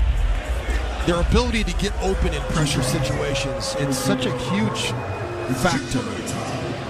Coach Finch is going to get Rudy Gobert and Julius Randle into the game for rebounding purposes here. Because the Wolves still do have a timeout left. Here's the first free throw. He's got it. SGA knocks it down. 10 of 11 at the free throw line tonight. Randle and Gobert both in. Dante and TJ will sit. For the second straight trip to the free throw line, SGA with a big second one. He can make it a 2-possession lead. He lets it fly. Missed it! Randle has the rebound timeout. 8.4 seconds left. It popped out for SGA. Wolves will be able to inbound to the front court with 8.4 seconds left. They trail by 3, 126-123. Boy, if Minnesota were able to pop off and knock down a 3 here to give them life. OKC does not have another timeout, so Minnesota, whatever they do, OKC will not be able to call timeout, advance the basketball, should they make a shot or not. 8.4 seconds left, so the Wolves do have some options as far as it doesn't have to be a quick catch and shoot. There can be a pass or two, dribble or two. Not easy to create a 3 when the other team knows you're going to shoot it, and so OKC has a foul to give. Yeah, they got a foul to give, so you got to have 2 plays here.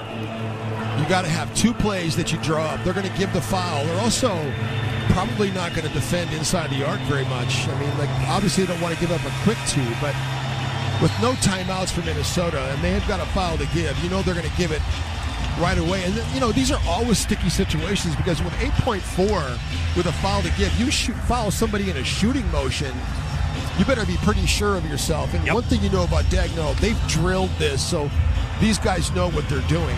In the regular season, the Wolves went 2 for 18 in the last 10 seconds of a fourth quarter overtime on game-tying or go-ahead shots, including missing their final 14 of the regular season. Dante will trigger in. He gets it in on lob to Nas. His back is to the basket, and Dort immediately fouls him. There's 7.8 seconds left, and the Wolves will inbound again. So Nas came to the basketball that time from Dante, who was inbounding, throws it, and then the quick handoff. They fouled Nas right away. Dante came for the handoff. Do they have another action here to go to? 7.8 seconds left. Wolves trail by 3. Dante triggers in once again. They get it to Nas, and a whistle and a foul. Yeah, they're going to put him on the free throw. They're going to put him on the free throw line. They're not going to let him get a chance to shoot a 3. Dort just fouled out of the game, but he and the Thunder are not concerned about that. They'll send Nas to the free throw line with 7.2 seconds left, and the Wolves trailing by 3. He obviously has to make the first, and then do you think about missing the second intentionally, or is there too much time left? If you're going to do that, you'd put Rudy Gobert back into the game. I'm thinking they're going to make this and try to get a steal here or foul quickly. Now Rudy is headed to the scorer's table, and Nas does hit the free throw. It's 126-124. So now, I mean, I don't know if you communicate this. I know they have calls for this situation, and you better have studied what you want to do, which side you want to miss on, because it matters on the single side or the double side. Gobert is on the single side with Hartenstein. Randall is on the double side with SGA and Jalen Williams. Nas has another free throw here. OKC leads 126-124. 7.2 seconds left. Second free throw for Nas. He strokes it, and it's a one-point game. 126-125. Off the inbound, they get it to Shea, and he is fouled with 6.1 seconds left. Now, even if he hits 2, the Wolves will have a shot with 6.1 left. Now, the Wolves nor the Thunder have any timeouts remaining. Nobody's got a foul to give. There are no timeouts remaining. And each team really goes to the end of this game without a challenge because they don't have a timeout to initiate the challenge. I can't tell you how many times when I was coaching with the Minnesota Lynx, how many times I would tell Cheryl Reed, we need to work on this exact situation.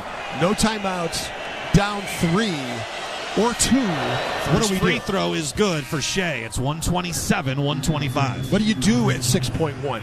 You don't have a timeout. You can't advance. You've got a long pass it. In order to score in this situation, you've got a long pass past center court.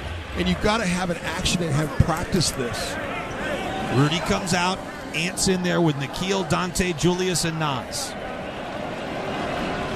127-125. Thunder by 2. Shea with another free throw. He's got 39 points in this game. He's now got 40. No timeouts remaining. The Wolves trail by 3.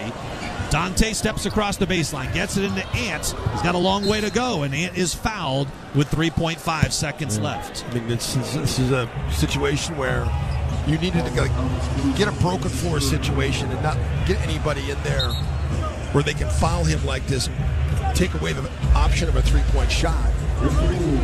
So Ant will go to the free throw line. 2 shots coming up with 3.5 seconds left. Now I think with this little timeout left, Ant's got to hit the first and miss the second. Free throw is good. 128-126. Here comes Rudy. Here comes Jaden. So you've got Nas and Rudy on the blocks. You've got Jaden and Julius on the wings. Remember, Ant can't leave the free throw line until the ball hits the rim. We've got too many people on the floor. Nas now comes out. Dante stays on the floor. They want his three-point shooting. They put Randall down low on the single side. Jay Will is into the game. The other Jalen Williams. Here we go. 3.5 seconds left. The Wolves down 2. Ant hits it off the rim. It's loose on the floor. It's scooped up by Shea. He chucks it in the front court and out of bounds with 1/10 of a second left. And might they put a little bit more time, perhaps, on this clock? He was flat on his back. That rebound hit the floor. Tremendous boxing out by OKC. I mean, everybody was almost back to the free throw line. They're saying somebody tipped it here. Does Dante tip it or Rudy? Rudy tips it as SGA throws it down the floor. So it kind of goes out of bounds with way more than 1/10 of a second left. But Rudy might have touched the basketball. Oh. Yeah, it does. There's like 6/10 on there. Yeah, but so, they can't review it. Look at this. Yeah. So they're huddled up, and they have not made a decision yet. They're going to give it to Minnesota. Looks like it is Minnesota basketball. Yeah. And yet I guess they can't look and see if there should be some more time back on the clock. That's what the Wolves are saying right now. And I think Zach Zarba is telling them I can't look at it. Boy, 1/10 of a second left. Well, what the Wolves have to do There's no offensive basket interference. They've got to lob it to the rim. You almost have to make the shot from out of bounds and have someone there just to get a touch on it. Now Zach Zarba is going to come over to the scorer's table.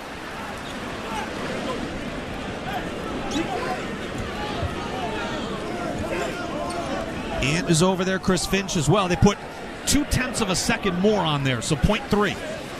So now you can catch and shoot. Even 0.3. It's got to be almost to the rim. And Rudy's standing right under the rim, and he's battling with Hartenstein for position.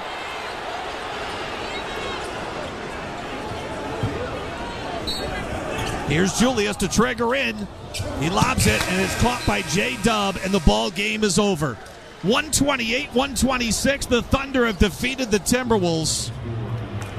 We were waiting for our first close game of the series. We got it, but the Thunder come away with a crucial 128-126 victory in Game 4. They now lead the Timberwolves 3-1. And in NBA history, in a 7-game series, teams that are up 3-1 are 283-13, a 95.6 win percentage when up 3-1.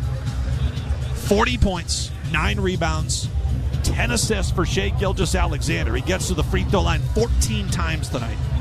12 of 14 at the line, 34 for J-Dub, 21 for Chet Holmgren. Timberwolves fall by 2. 128-126. Stay tuned. Our postgame gets underway next all across the Minnesota Timberwolves radio network. As a business owner, you understand the importance of protecting your reputation, workplace, employees, and financial assets. Our team is ready to help yours by creating a custom lineup of industry-specific coverage.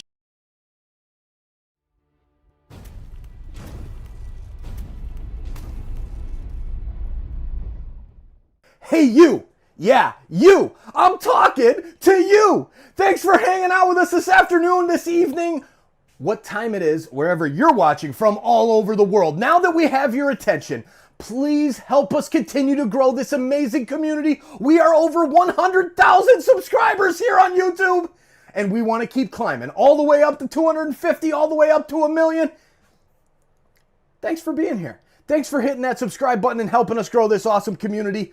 Don't forget to turn on that bell so you don't miss it when we go live for every single game of the Eastern and Western Conference Finals for both the NBA and the NHL as part of our Playoff Pulse campaign. Hey, you! Yeah, you! Joe Bowen here, voice of the Leafs. Holy Mackinac, we've passed 100,000 insiders on Toronto Sports Insider. The Playoff Pulse campaign is unstoppable. Let's aim even higher. Subscribe now and join this amazing community making a difference. Together, we're showing SickKids the power of sports fans worldwide. Let's keep growing this global community. Hey you, yeah you, Easton Cowan, Leafs prospect here. I'm loving these Playoff Pulse live hangouts. Subscribe and turn on the bell to catch every game. Keep the chat buzzing and let's cheer for SickKids together. See you in the chat. After SGA did the splits in the lane, was falling down, still somehow got that ball out to Jalen Williams. 6 threes for Jalen Williams on the night. That last one gave him 34 points on the evening. And he and SGA lead the way for the Thunder, combining for 74 points, combining for 26 of 54 shooting, and 8 of 16 from beyond the arc. Thunder win Game 4, 128-126. There's a lot to talk about in this game, Jim, but before diving into the specifics, your overall thoughts on what we saw here tonight.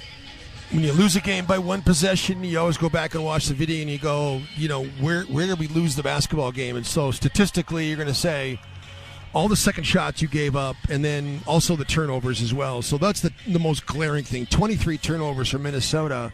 And even though Minnesota did outpoint them in the turnover category, I mean, OKC turned over 14 times. The Wolves scored 25 points off those 14 turnovers. That's an amazing ratio right there. Fantastic. That's almost 2 points per turnover. And so they scored 22 off of Minnesota's 23. But it's all the empty trips that you have when you turn it over like that. And then the second chance points and the rebounding, the offensive rebounding, that was just devastating against Minnesota. Each team had 19 offensive rebounds. The Wolves had 30-24, the advantage in second chance points. But boy, it didn't feel like it tonight. It felt like those 19 offensive rebounds for the Thunder were just more than the Wolves' 19 offensive rebounds. I don't know how that could be true, but it just felt like that was they were backbreaking time and time again.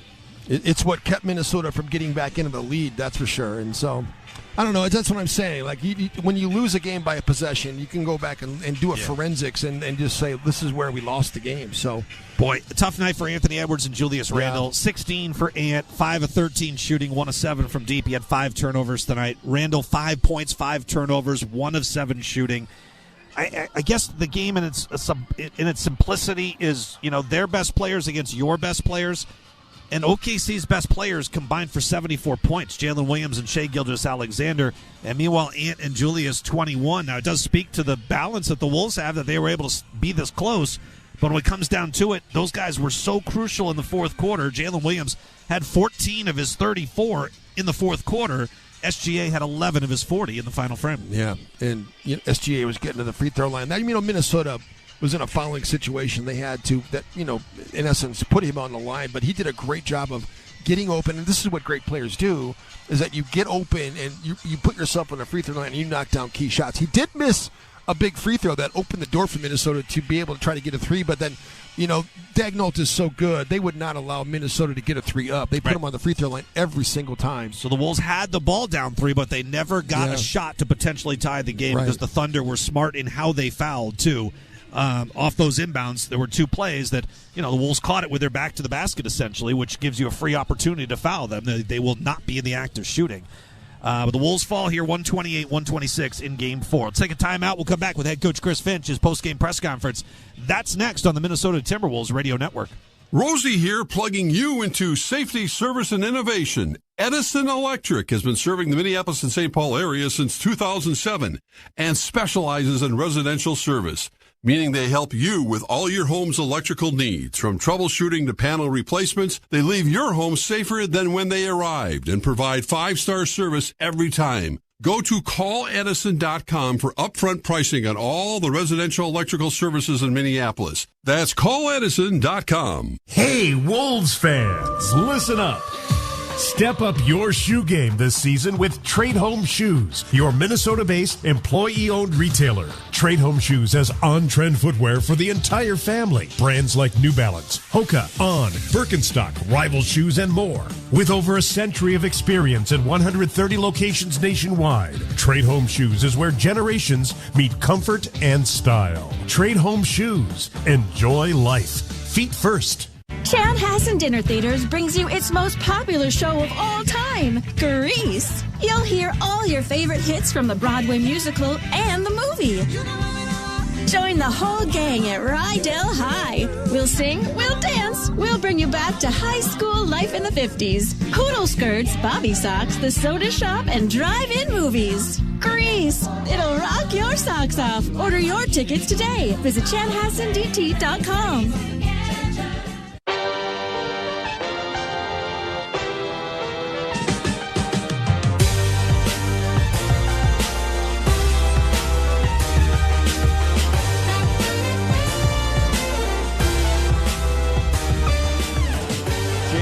Set yet. You're right. It went too soon. He's got to wait for the screen to be set. Jake needs to stop a little bit quicker and get his body set. It always goes against the guy who sets it, but it's a 2-man play. There's Chet up top, straightaway 3 is good. Thunder have a little bit of separation here. Fourth quarter, SGA, J-Dub, and Chet combined for 34 points. They hit 11 of 17 shots. They were 9 of 10 at the free throw line. OKC too much. They put up 41 in the fourth. They hang on for the win, 128-126. Head coach Chris Finch in his post-game press conference. Shai and J-Dub just really had it in the fourth, like what made it so difficult to defend and keep them from getting they got to their spots and they rose up and made shots over us, but we got to do a better job of trying to contain that first dribble like we did Game 3. Did a much better job there. So Chris, you have a balance between Ant going off and given what the game gives him. How do you think he played tonight? I thought second half was more aggressive. He got downhill. We got him off the ball a little bit more. When he got to the paint, I thought he found some people, made the right plays. I think first half he lagged behind a little bit too much. He needed to get out in front so we can stretch the floor and screen for him a bit. But second half was much better. So. Chris, similarly, what did you think of Julius tonight? And Yeah, I mean, it's, didn't have a great night, obviously. Bench was really, really good, so I rolled with them. They were finding shots for each other. They shot the ball extremely well from the three-point line, which, we did a good job of finding those things. That's the guys that we chose to go with there. So. On the offensive rebounds, was it, from your vantage point, a matter of just effort, or was it? Yeah, it was. They on a lot of them hit first. They rebounded well out of their area. They came from distance to get stuff. I think some of them were long. Those we were all trying to crack back, and some of them were long, and we weren't able to get those, particularly later in the game. So. It was a 2-point game. Yeah. Was the difference in a 2-2 series or 3-1? Yeah. How do you kind of emphasis upon you guys that there's still more series to play? Yeah, for sure, 100%. But this isn't the formula to get it done. And I think that's the most important thing to take away from tonight. So. Chris, you mentioned pregame about the decision making when you guys are making quick decisions. Yeah. Those turnovers go down. How much of that did you see in terms of? Yeah, they. I didn't think we started the game with that, kind of mindset and mentality and imposing ourselves offensively. We turned it over 7 times in the first quarter, and a lot of those were just, trying to play in traffic, taking on matchups that invited more, attention and more of a crowd, and not kind of really going anywhere. So. Chris, Nikhil leads you guys in scoring and is taking on difficult defensive matchups. Just what did you see from what he gave you? Yeah, he had a great night. He shot the ball well. He got to the hoop. He made the right play. He battled his tail off, defensively. He was outstanding. He's really been playing well of late. So. And Chris, how about Dante? Just what he gave you off the bench. Yeah, really good again. It was good to see him out there knocking down shots. And again, those guys really did a good job of finding each other, moving the ball, and they had really good looks as a result of it. The defensive looks that you give Shea, how do you kind of make the decision in game, whether throwing a couple at him or just kind of trying to go one-on-one and make it tough on him kind of individually that way? He's 13 for 30, it's obviously went to the line 14 times. That's too much, but 13 for 30 is a pretty good defensive effort there when it comes to 2-point percentage. I know he's really, really good, but it's the 16 for 37 from the 3-point line that hurt us a lot more than the 13 for 30 it did. So. Jaden came out really aggressive today. Just what kind of boost did he give you in that first quarter, and is that something he can kind of do more throughout the game? Yeah, he's been doing a good job all series. He's been really aggressive. He's shot the ball well, and he's had a matchup that he feels that he can take advantage of when the ball finds him. So he's been doing a great job. Thank you. There he is, head coach Chris Finch, after a 128-126 setback in Game 4. Thunder lead the Timberwolves now 3-1. Timberwolves basketball tonight brought to you in part by U.S. Bank, proud to be the official bank of the Timberwolves, and by Travel South Dakota. It's time to put routine at the end of the bench because you deserve to disconnect from the ordinary and connect to the ones who matter most. Discover endless reasons to pack your bags at TravelSouthDakota.com. More of the postgame show, including our 3 factors next, all across the Minnesota Timberwolves radio network. At U.S. Bank, when they say they're in it with you, they mean it. Not just for the good stuff, the grand openings and celebrations, although those are pretty great, but for all the hard work it took to get there, the fine-tuning of goals, the managing of cash and workflows, and decision-making. They're in to help you through all of it, because together they're proving day in and day out that there is nothing as powerful as the power of us. Visit usbank.com to get started today. Equal housing lender, member FDIC, copyright 2024, U.S. Bank. Incubus. live. Performing the album Morning View in its entirety, plus the hits. Saturday, July 5th, the Treasure Island Amphitheater. With special guest Manchester Orchestra. On sale now at TICasino.com. Don't miss Incubus performing Morning View in its entirety, plus the hits. You're listening to the Postgame Show on the Timberwolves Radio Network.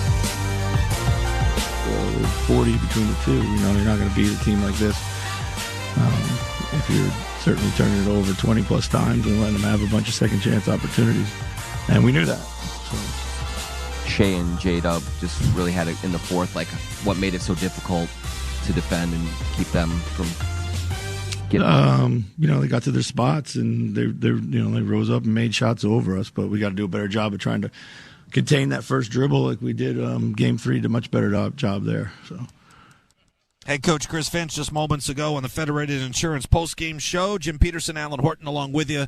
Coming up, more player reaction coming to the podium, plus highlights from this one, updated scores from around the NBA, and our 3 factors. In fact, let's get to our 3 factors right now, Jim. Brought to you by your local Toyota dealers. Visit Toyota.com today. Toyota, let's go places. Our first factor has got to be turnovers. I think, just thinking about this during the break, 19 offensive rebounds for each side. The Wolves had a 30-24 edge in second chance points. I guess those kind of cancel each other out, and what you're left with is a -9 differential at the in the turnover department. And that's the biggest reason why the Thunder were +11 in field goal attempts.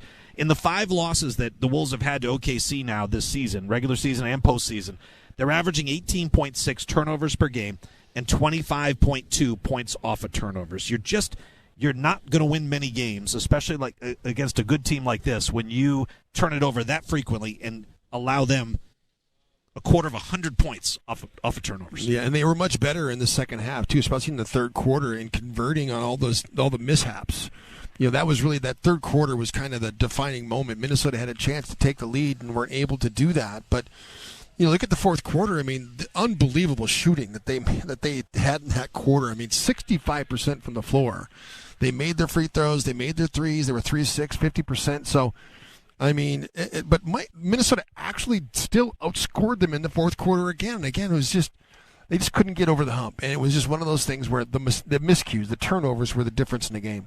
Thunder have now, in the postseason, had 95 fewer turnovers than their opponents. 95 through 15 games. That's the largest margin in NBA history. Of course, they finished up the regular season having 435 less turnovers than their opponents. That's just a whopping margin. That's number 1 all-time in NBA history. Our second factor, the Wolves had difficulty slowing down Shai Gilgeous-Alexander, Jalen Williams, and Chet Holmgren. Their big 3 combined for, 95 points in that game. They shot it really efficiently. They got good balance between all 3. They got threes. They got free throws. They've got assists. Shai almost had a triple-double. Chris Finch mentioned that they held Shai to 13 of 30. You can live with those numbers, but Jalen Williams, I thought, was hot right from the opening quarter and just continued to have a huge night. Yeah, he was he was a force of nature for sure, because he was doing it in all these different ways too. He was 6 of 9 from outside the arc, and anytime you left these guys open, they knocked down shots. And so it was just you got to tip your cap. Their stars showed up and showed out. And the Thunder, whoever's won the possession battle, had more attempts, has won every game in this series. And the Thunder had 11 more shot attempts, thanks in large part to that turnover differential. There could have been some offensive rebounds that go under team rebounds that don't show up. We can't exactly tell how many led to those, but that led to them having 11 more shots. And when you're shooting 51%, 43% from deep, that makes a big, big difference because you're scoring on half of those extra shot attempts. Yeah, that's why Chris Finch talks all the time about the possession battle. And so winning that battle is just it's such an important factor of the game, especially against a team that plays pretty perfect basketball. When you win that turnover battle, when you don't turn it over and you turn the other team over to the degree they do, and then you shoot the ball as well as they do, and they can lock you down. The defensive job they did on Julius Randle to hold him 1 of 7. They were out-physicaling one of the most physical players in the NBA. And so the same thing with Anthony Edwards as well. Really good performances off the bench tonight. Dante DiVincenzo, Nickeil Alexander-Walker, I think Jaden McDaniels, even though he's starting, you put him in that category. Those three guys really came up large tonight. Yeah, I mean, they needed it as well. I mean, Jaden got off to that quick start, and he did end up finishing with 22 in the game. But, you can't say enough about the job that Nickeil really woke up in this series because you were kind of concerned about him. Did not play well in either of the first series, didn't play well in the first game against OKC, but then game 2, game 3, and particularly this game, Nickeil was unbelievable. The ball handling responsibilities when they stopped going to Mike and they brought in Nickeil, his ability to initiate offense and then play defense against Shai Gilgeous-Alexander, which is no easy feat. I mean, I know Shai had 40, but Nickeil was battling his butt off every possession. It's probably why Mike only played 19 minutes tonight. Mike's played pretty well in this series, but there was probably another extra 5 minutes in there that you would have thought he would have gotten tonight. Well, they needed Nickeil scoring because Anton and Julius were having a difficult time scoring. It was Nickeil and Dante that were so good offensively for Minnesota. They needed those points. Big drop-off from Game 3 to Game 4 for Anthony Edwards, where I felt like in Game 3, everything he did was impactful. It dictated the game. And then tonight, he just didn't. I mean, there may be one or two clean looks that he got. He was looking up and seeing white jersey defenders everywhere. Well, no doubt about it. I mean, but, it's not over. I mean, Minnesota can go back to OKC. You just got to play your best basketball, but Ant's got to be a part of it. 5 of 13 was kind of disappointing. 1 of 7 from outside the arc is not acceptable. Jaden McDaniels, 22 points, 4 rebounds, 2 assists, 4 steals tonight, 1 block shot, 9 of 15 shooting, hit 3 threes. He is at the podium as we speak. They carry like this. I'll say all the presence is everybody's watching them. So, I mean, it's a bunch of space for, like, me, Kill, everyone else, Dante, just to be able to play free, get downhill. I mean, Kill had a bunch of threes today, same with Dante. So, I mean, it's just a lot of space for us to work. It seemed like you guys didn't let them get to any of the spots they wanted to on Saturday, and they got to more of those mid-range shots, and looks like that tonight. What was the difference in your mind there? I'll say we just got to make the paint look crowded around Shai. I mean, that last game we played, he was seeing like 3-4 bodies. I feel like this game he only seen like the man guarding him and probably one gap person. So we just got to get better at our game plan mistakes. Jaden, what every time you would make a kind of a mini run, they had kind of an answer. Did you feel like you were close to kind of breaking through that at some point? Yeah, for sure. I mean, we gave them a bunch of offensive rebounds. They'll hit a 3 or get a tip in. So I feel like during the time of our comebacks, like something like that would happen, and it would just stop our run a little bit. Just beating them 3 straight times is a tall task, but the way you guys have played these last couple games, the competitiveness of it, what's just the mindset of this group now as you go and just try to get Game 5? I mean, it's win or go home. I mean, it's just you got to come to play, or the season gonna be over. What do you feel like the biggest differences were as far as like mindset and going into this game versus the last game where you guys obviously dominated? And what would you want to change for the next one? We just got to be ready to play. Like last game, we kind of got onto a big start and just making shots and stuff. But this game, we just got to flow through our offense. Like if we make pass combinations, drive and kick, and then it opens up for all of us. And just we got so many versatile people. I mean, it could be anyone's night. What was the message in the huddle when the game is that close at the end like that?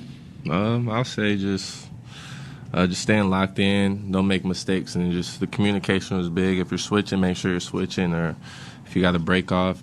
So just make sure that the details are there.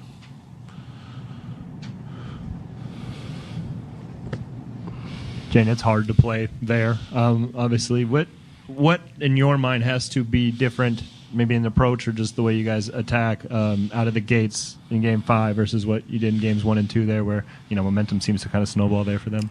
We just got to be ready to play. I mean, at home they start super well, so we got to withstand their little run at the beginning, but we just got to come to play and just got to play tougher, play stronger, and just hold them to one shot.